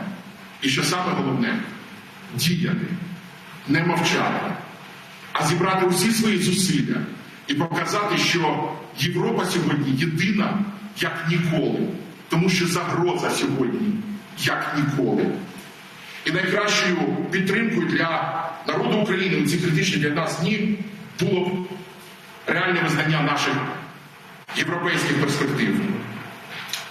Тому що членство в Європейському Союзі ще до подій 24 лютого в Україні підтримувало 67% населення України. І це наш мандат. Наш мандат спілкуватися з вами, з Європейським Союзом, тому що український народ зробив свій вибір. І тому я закликаю інституції Європейського Союзу та держави-члени Європейського Союзу підтримати надання Україні статусу країни-кандидата, що стало чітким сигналом підтримки всього українського народу. І ви знаєте, що 28 лютого президент України Володимир Зеленський підписав листа зі спільною заявою представників органів влади в Україні щодо подання заявки на членство в Європейському Союзі відповідно до статті 49 Договору про Європейський Союз. Шановні колеги, сьогодні у проєкті резолюції Європейського парламенту також є низка санкцій, які ви плануєте ввести проти держави-агресора. Я також прошу, підтримайте їх. Тому що історія сьогодні робиться на ваших очах. І давайте разом спростуємо відомий вислів Черчилля, що ми живемо у великі події, у часи великих подій і маленьких людей. Я точно знаю, що Україна – це велика країна і країна величних людей. Вони давали це впродовж останніх 6 днів.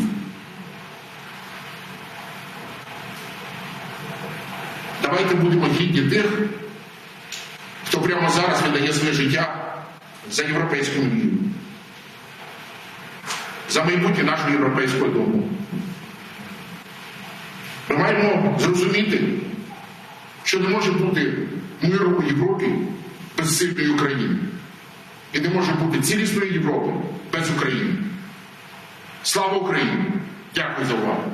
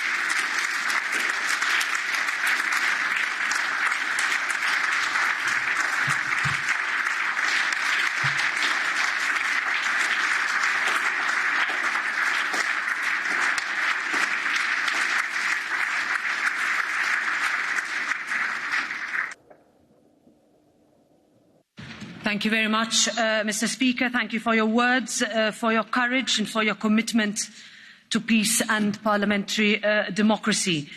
I give the floor now to the President of the European Council, Charles Michel, for his statement.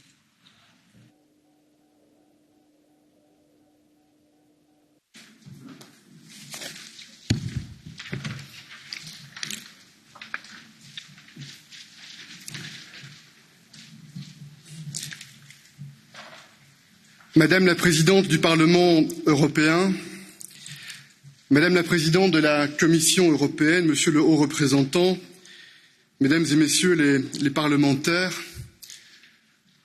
très cher Président ukrainien, cher Volodymyr Zelenski, très cher Président du Parlement ukrainien, les mots que vous avez exprimés transpercent nos âmes et nos cœurs et nous font mesurer la gravité et le sérieux du moment, nous font mesurer la gravité et le sérieux de l'enjeu, la gravité et le sérieux des décisions que nous allons devoir prendre ensemble. Parce que, à nouveau, le sang et la guerre sont sur le sol européen.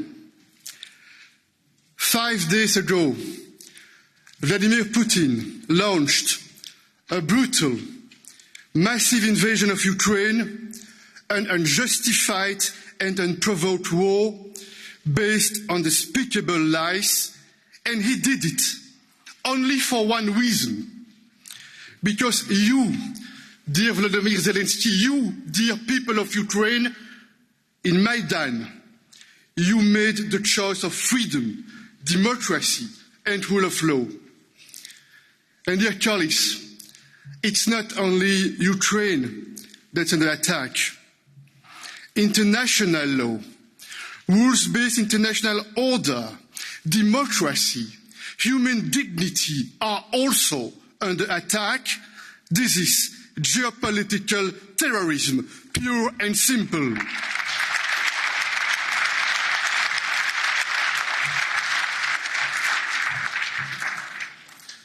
We must support Ukraine, and we are supporting Ukraine.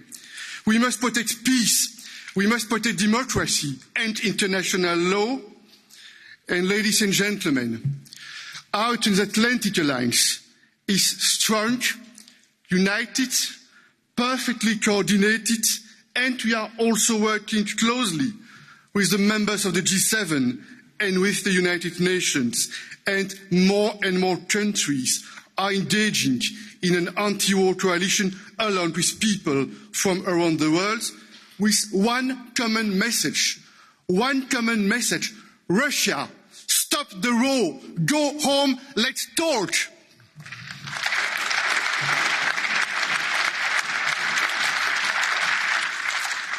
We are putting maximum pressure on Russia and its leaders.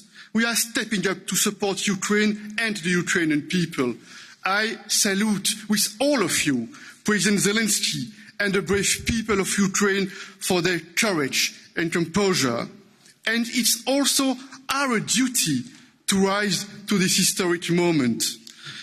Ladies and gentlemen, we promised together that we would react quickly, that the consequences for Russia would be massive and severe. And our actions have matched our words. We have responded with massive and unprecedented sanctions. We imposed sanctions on political and military leaders, on oligarchs, on Vladimir Putin, on Sergei Lavrov. We are also taking powerful measures to severely restrict the use of the foreign currency reserve of the Russian Central Bank. We are excluding key Russian banks from the SWIFT system, and we are also imposing severe sanctions on key sectors of Russia's economy. Mais mesdames et messieurs, nous devons être honnêtes et francs les uns par rapport aux autres. Ces sanctions signifieront aussi un coût pour nous-mêmes. Et ce coût pour nous-mêmes, nous devons l'assumer. Nous devons l'assumer parce que ce qui est en jeu, ce sont nos valeurs, nos convictions et notre avenir commun.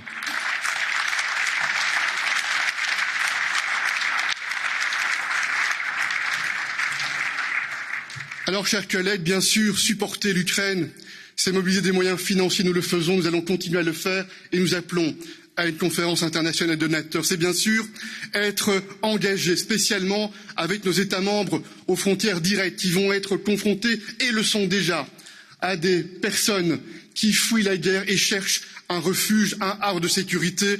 Ce sera l'honneur et la dignité de l'Europe de montrer notre solidarité vis-à-vis des Ukrainiens et vis-à-vis de l'ensemble de ceux qui sont mobilisés pour assumer cette responsabilité. Mais bien entendu, la solidarité, elle va aussi se manifester à travers des moyens militaires, défensifs, qui sont et qui vont être délivrés.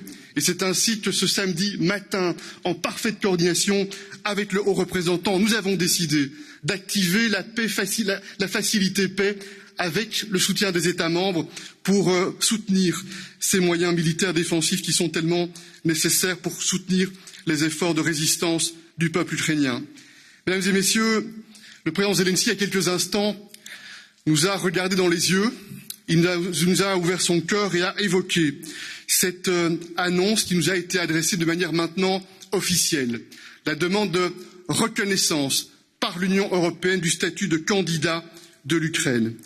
Il va nous appartenir, à nous, Européens, d'être aussi à la hauteur du moment. Et bien sûr, nous savons que ce sujet est un sujet difficile parce qu'il touche à l'élargissement et nous savons qu'il y a au sein de l'Union européenne des opinions différentes et qui peuvent parfois être nuancées sur ce sujet-là. Il appartiendra à la Commission européenne d'émettre un avis au départ duquel le Conseil n'échappera pas à ses responsabilités. Le Conseil devra analyser sérieusement la demande symbolique, politique, forte et je le crois légitime qui a été exprimée et il conviendra alors de donner l'orientation et de faire le choix qui sera le choix juste, avec sang-froid, avec détermination face à cette requête qui est exprimée aujourd'hui, les yeux dans les yeux et avec une émotion qui nous touche chacune et chacun. Mesdames et messieurs, je voudrais clôturer ces quelques mots en vous indiquant que certainement lorsque cette guerre a été déclenchée, Vladimir Poutine a imaginé qu'il briserait l'unité européenne et il s'est trompé. Probablement il a pensé qu'il ferait face à l'inaction, à la passivité, à la recherche des excuses pour ne pas décider et il s'est trompé. Lorsqu'il a lancé cette action, probablement il a imaginé qu'en quelques instants, il prendrait la maîtrise de l'Ukraine et il s'est trompé parce que le peuple ukrainien, avec bravoure et courage, résiste. Probablement il a imaginé qu'en portant cette attaque, il porterait aussi un coup sévère, peut-être même un coup fatal à ce que nous incarnons, la démocratie, la liberté, l'état de droit. Faisons en sorte que là aussi, il se trompe. Et en étant devant vous aujourd'hui, je pense à ces mots en 1961, et je veux le citer, du général de Gaulle qui disait « Tout recul a pour effet de surexciter l'agresseur, de le pousser à redoubler sa pression et finalement facilite son assaut. Au total, les puissances occidentales n'ont pas de meilleur moyen de servir la paix du monde que rester droit et ferme. Droit et ferme. C'est exactement la posture du président Volodymyr Zelenski. C'est aussi la posture qui nous appartient à nous d'adopter, être droit et ferme et voir dans le visage, dans les yeux, dans la voix de Volodymyr Zelenski, la voix, le visage et la lumière de la liberté, de l'espoir, de la sécurité, de la stabilité et des valeurs européennes. Je vous remercie.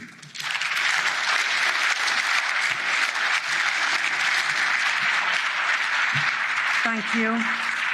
Thank you very much, President Michel. I now give the floor to the High Representative of the Union for Foreign Affairs and Security Policy, Josep Borrell, for his statement.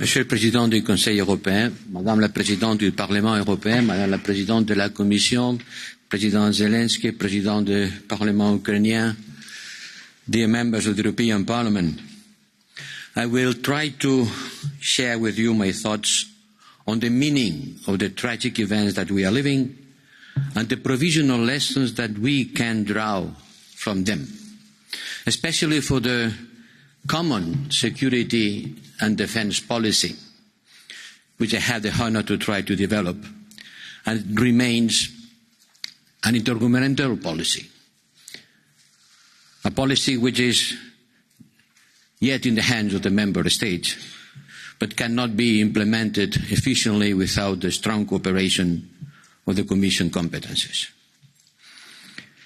I think this is the moment in which the geopolitical Europe is being born. Ça, c'est l'acte de naissance de l'Europe géopolitique. Le moment où nous prenons conscience des défis auxquels nous faisons face, le moment auquel l'Europe doit faire face à ses responsabilités, le moment où nous prenons conscience que, pour la première fois depuis la fin de la Seconde Guerre mondiale, un pays invade un autre, et ce pays, il a de l'arme nucléaire, c'est qu'on monte sa capacité d'intimidation.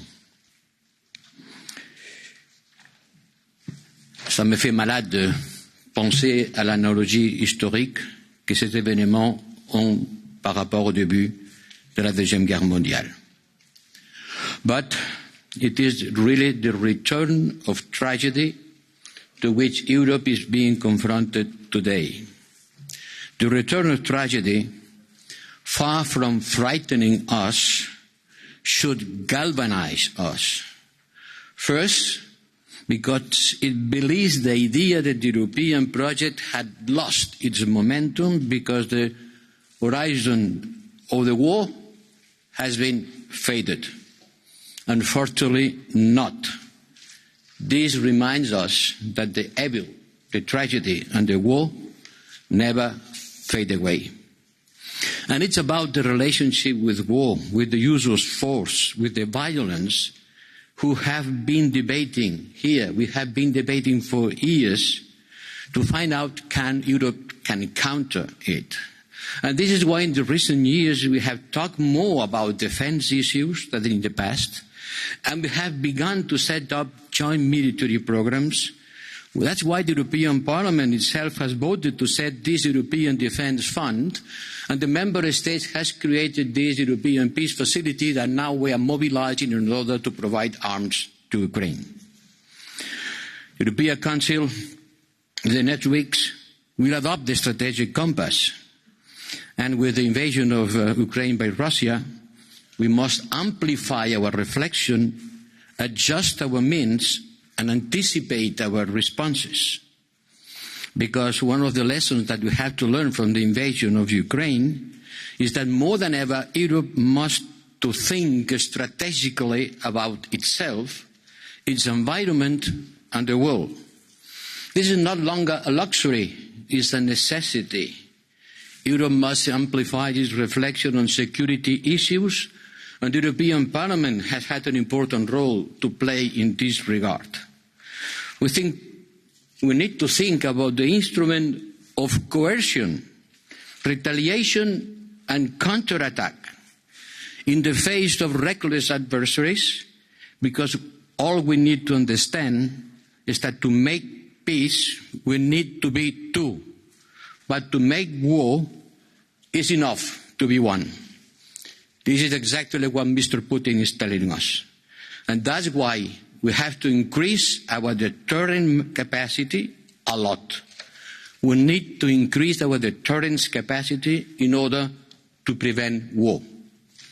And it's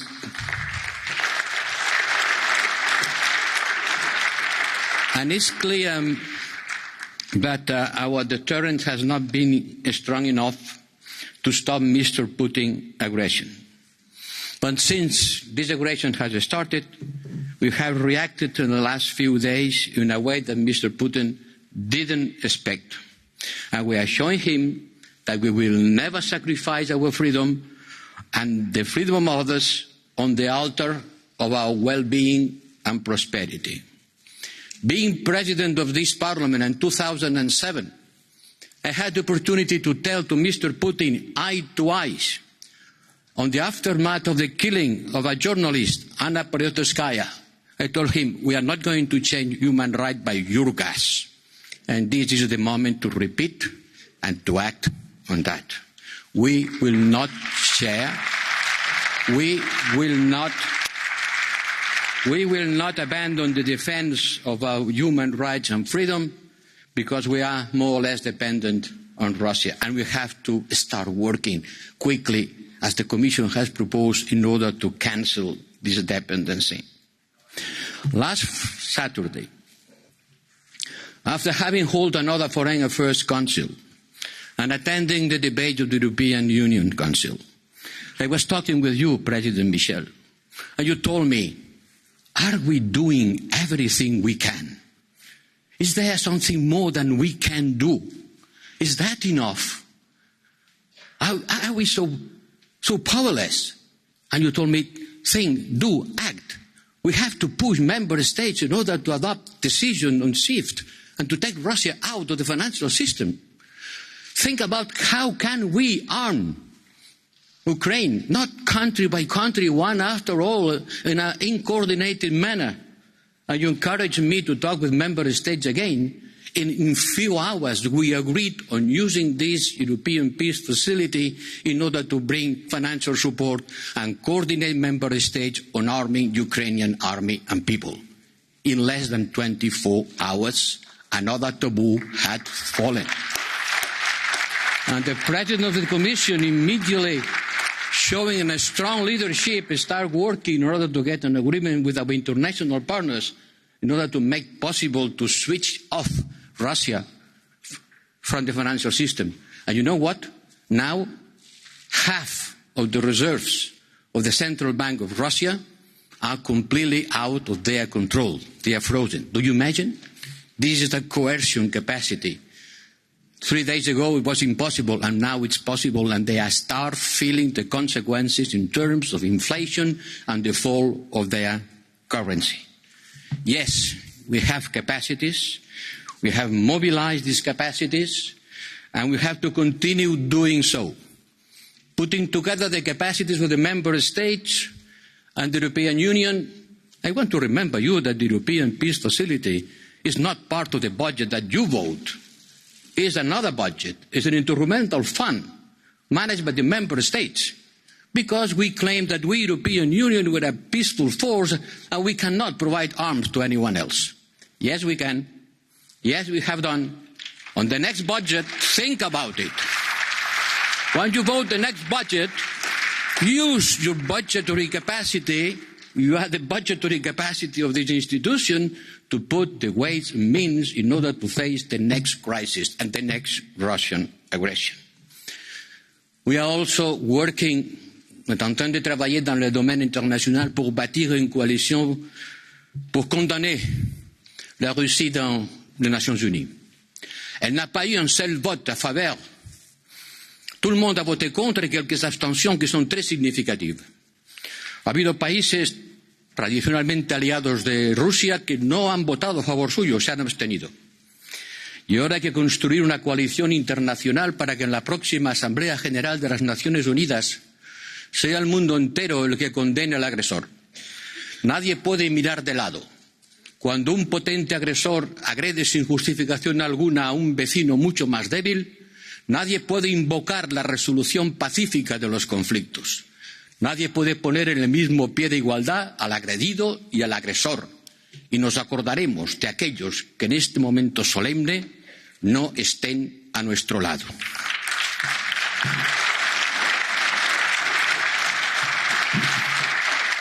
Sí, hemos utilizado nuestra capacidad coercitiva, la capacidad de imponer, no necesariamente utilizando las armas. Cuando digo que Europa tiene que ser un hard power, la gente piensa únicamente en el poder militar. No, el hard power se ejerce de otras muchas más maneras. La capacidad de condicionar, la capacidad, the coercive capacity, la capacidad de imponer al otro otra conducta no se hace solamente con las armas, se hace, como ha propuesto la Comisión, de una manera extraordinariamente eficaz. Gracias, señora presidenta. Y como usted ha impulsado en los debates del Consejo Europeo, gracias, señor presidente, tomar medidas como estas, que parecen de papel, que desde luego no movilizan misiles, pero que tienen un efecto trascendental sobre la solvencia de un país e impide que Rusia vaya a gastar el dinero que pagamos por su gas para alimentar la guerra. Esto es, creo, señoras y señores diputados, la lección más importante que tenemos que extraer de estas trágicas circunstancias.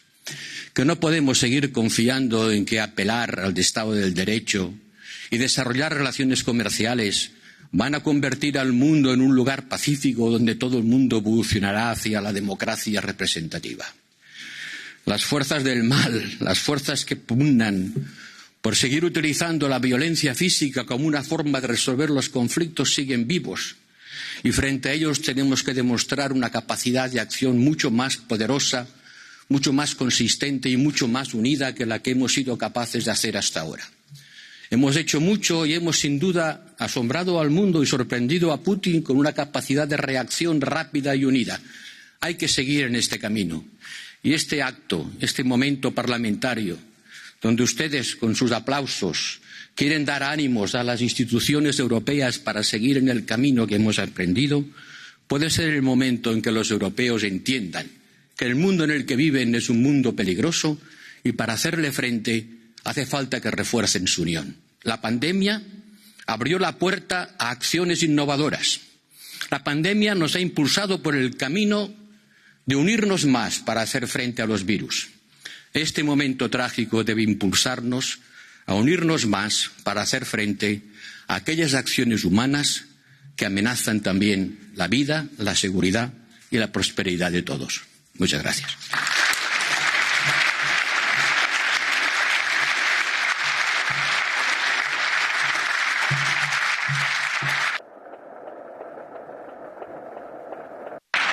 Thank you very much. Thank you very much, High Representative. I now give the floor to the President of the European Commission, Ursula von der Leyen, for her statement.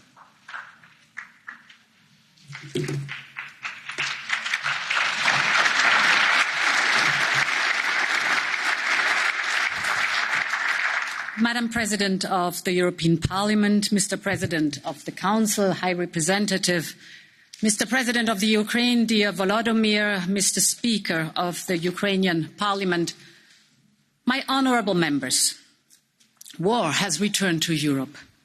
Almost 30 years after the Balkan Wars and over half a century after Soviet troops marched into Prague and Budapest, civil defence sirens again went off in the heart of a European capital. Thousands of people fleeing from bombs camped in underground stations, holding hands, crying silently, trying to cheer each other up. Cars lined up towards Ukrainian western borders.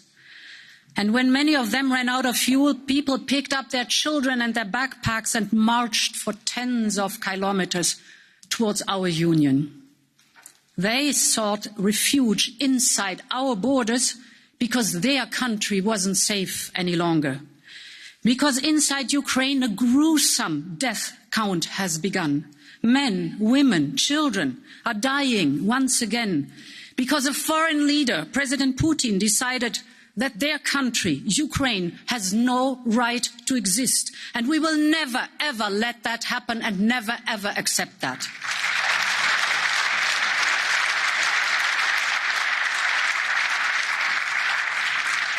Honourable members, this is a moment of truth for Europe. And let me quote the editorial of one Ukrainian newspaper, the Kyiv Independent, published just hours before the invasion began, and I quote, "This is not just about Ukraine. It's a clash of two worlds, two polar set of values." End of quote. They are so right. This is a clash between the rule of law and the rule of the gun, between democracies and autocracies, between a rules-based order and a world of naked aggression. How we respond today to what Russia is doing will determine the future of the international system. The destiny of Ukraine is at stake, but our own fate also lies in the balance. We must show the power that lies in our democracies. We must show the power of people that choose their independent path freely and democratically. This is our show of force. And today, a union of almost 500 million people has mobilized for Ukraine. The people of Europe are demonstrating in front of Russian embassies all across our union. Many of them have opened their homes to Ukrainians fleeing from Putin's bombs. And let me thank especially Poland, Romania, Slovakia and Hungary for welcoming these women, men and children. Europe will be there for them, not only in the first days, but also in the weeks and months to come. That must be our promise altogether.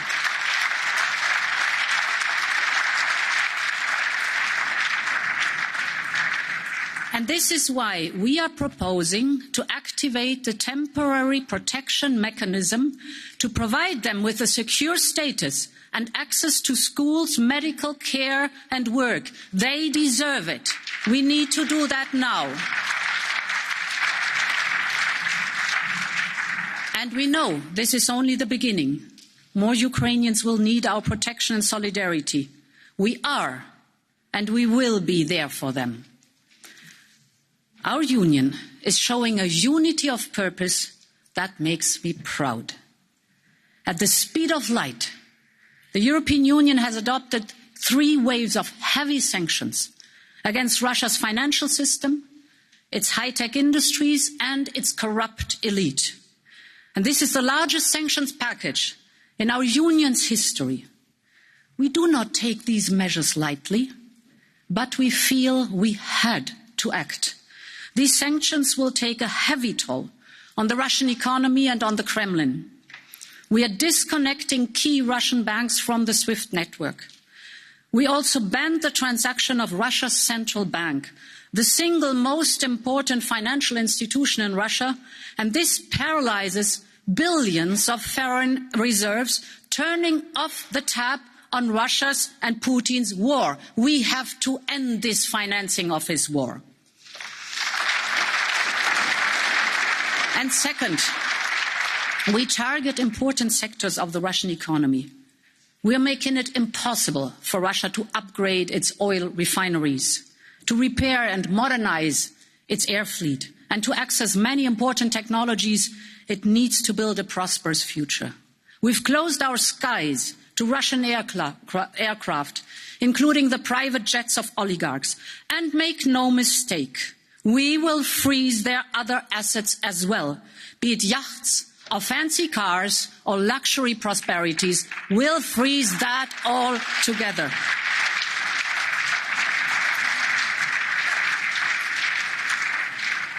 And thirdly, in another unprecedented step, we're suspending the licenses of the Kremlin's propaganda machine.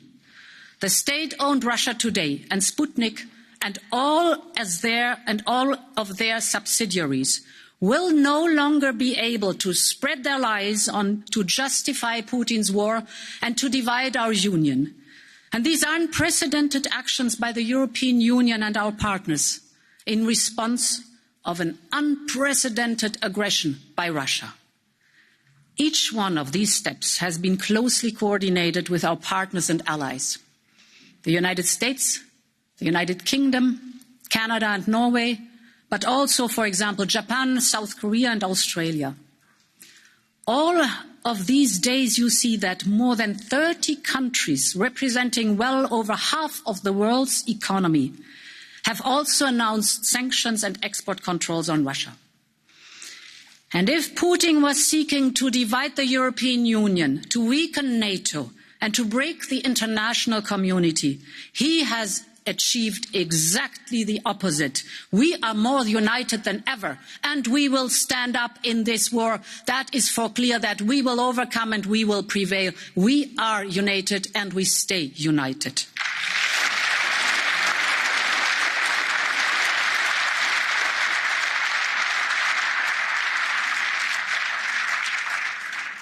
Honourable members, I am well aware that these sanctions will come at a cost for our economy too. I know this, and I want to speak honestly to the people of Europe. We have endured 2 years of pandemic, and we all wished that we could focus on our economic and social recovery. But I believe the people of Europe understand very well that we must stand up against this cruel aggression. Yes, protecting our liberty comes at a price, but this is a defining moment, and this is the cost we are willing to pay, because freedom is priceless, honourable members. This is our principle. Freedom is priceless. Our investments today will make us more independent tomorrow. And I'm thinking first and foremost about our energy security. We simply cannot rely so much on a supplier that explicitly threatens us. And this is why we reached out to other global suppliers, and they responded. Norway is stepping up. In January, we had the record supply of LNG gas. We're building new LNG terminals and working on interconnectors. But in the long run, it is our switch to renewables and hydrogen that will make us truly independent.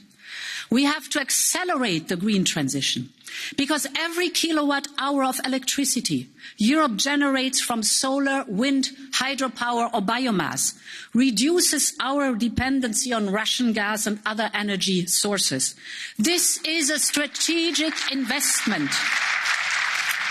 And my honourable members, this is a strategic investment because on top, less dependency on Russian gas and other fossil fuel sources also means less money for the Kremlin's war chest. This is also a truth. We are resolute. Europe can rise up to the challenge.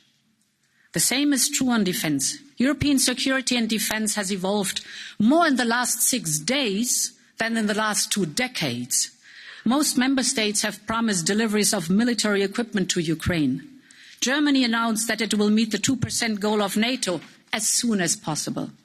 And our union, for the first time ever, is using the European budget to purchase and deliver military equipment to a country that is under attack. 500 million euros for the European Peace Facility to support Ukraine's defence. As a first batch, we will now also match this by at least 500 million euro from the EU budget to deal with the humanitarian consequences of this tragic war, both in the country and for the refugees. Honourable members, this is a watershed moment for our union. We cannot take our security and the protection of people for granted. We have to stand up for it. We have to invest in it. We have to carry our fair share of the responsibility. And this crisis is changing Europe. But Russia has also reached a crossroad. The actions of the Kremlin are severely damaging the long-term interests of Russia and its people. More and more Russians understand this as well. They are marching for peace and freedom. And how does the Kremlin respond to this? By arresting thousands of them. But ultimately, the longing for peace and freedom cannot be silenced. There is another Russia besides Putin's tanks, and we extend our hand of friendship to this other Russia. Be assured they have our support.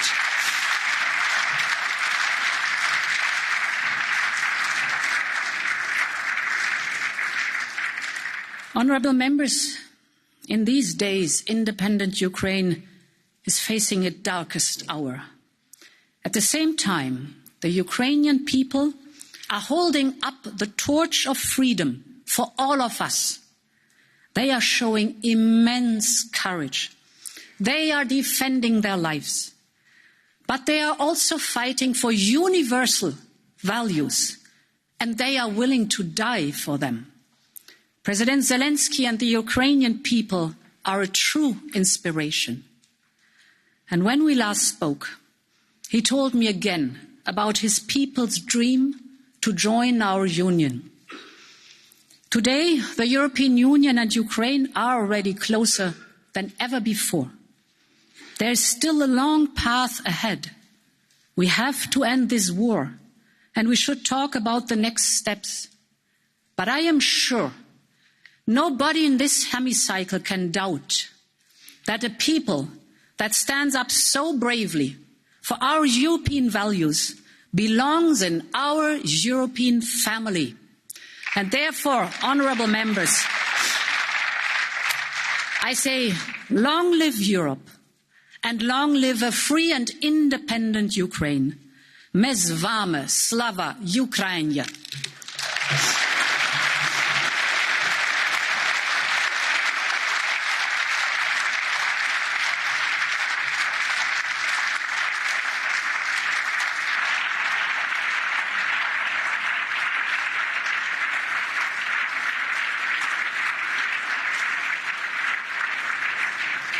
Thank you. Thank you very much. Thank you very much, President von der Leyen. We now move to the speakers on behalf of the political group, starting with Manfred Weber for the EPP Group. Der 24. Februar ist eine tiefe Zäsur in Europa und in der Welt. Krieg ist zurück in Europa. Und jedes Wort, jede Rede, die man hält, wirkt klein angesichts der Leistungen, die die Ukrainer und Ukrainerinnen jetzt vollbringen. Und deswegen steht zunächst die Bewunderung im Mittelpunkt. Für die Ukrainerinnen und Ukrainer, ihren Präsidenten Zelenski an der Spitze, für ihre Standhaftigkeit, für ihre Freiheitsliebe, für ihren Mut, für ihre Entschlossenheit. Sie sind die heutigen Helden unseres European Way of Life. Der 24. Februar ist ein Freiheitstag für Europa. Von Dublin bis Athen, von Lissabon bis nach Riga. Das gleiche Gefühl. Einerseits der Schock, das Entsetzen über die Brutalität des russischen Angriffs und andererseits die Bewunderung und die Solidarität mit den Menschen in der Ukraine. Sie kämpfen für uns, für unsere Werte. Diese Tage, dieser Kiew-Moment des 24. Februars macht uns alle zu Europäern. Dieser Kiew-Moment zwingt uns jetzt auch zu klaren Antworten. Wenn Präsident Zelenski uns fragt, sind wir willkommen? Dürfen wir Mitglied der Europäischen Union werden? Gehören wir dazu? Dann sage ich im Namen der größten Partei Europas, ja, ihr seid willkommen. Ja, ihr gehört zur Europäischen Union. Ihr seid unsere Freunde. Der Kiew-Moment zwingt uns auch, die Alternativen aufzuzeigen. Putin ist der brutale Aggressor. Er steht für das Gegenteil, von dem wir überzeugt sind, nämlich für Nationalismus, für Autokratie, das Ablehnen aller Rechtsstaatlichkeit, das dumpfe Denken in imperialen Einflusszonen. Sein Denken ist das glatte Gegenteil von uns. Einem Europa, das Grenzen überwinden will, Nationalismus besiegen will, Respekt gegenüber jedem und jeder zeigt, die Verteidigung des Rechtsstaats, der Demokratie und der Freiheit im Blick hat. Der Kiew-Moment bedeutet aber auch, dass wir ehrlich zu uns selbst sind. Nämlich deutlich machen, dass wir jetzt handeln müssen. Mit den Sanktionen wurde ein beispielloses Paket geschnürt. Ich möchte allen Beteiligten herzlich für die Arbeit der letzten Stunden und Tage danken. Wir als größte Fraktion unterstützen diese Maßnahmen. Aber eines ist auch klar, noch vor wenigen Tagen, vor einer Woche, war davon nicht so stark die Rede. Einzelne haben sogar abgelehnt, über Nord Stream 2 als Sanktionsmöglichkeit zu sprechen. Wir waren nicht entschieden genug in der Vorbereitung der Schritte, die jetzt Putin gewählt hat. Das heißt für uns heute, wir müssen handlungsfähiger werden, unsere Naivität ablegen und endlich die Einstimmigkeit in der Außenpolitik abschaffen. Der Kiew-Moment bedeutet auch eine starke NATO, aber auch einen starken europäischen Pfeiler aufzubauen. Die EVP hat letzte Woche NATO-Truppen in Litauen besucht. Ich habe dann den niederländischen Kommandeur gefragt, was ist Ihr größter Wunsch an die Politik? Und seine Antwort war, wir verbringen 50% unserer Zeit damit,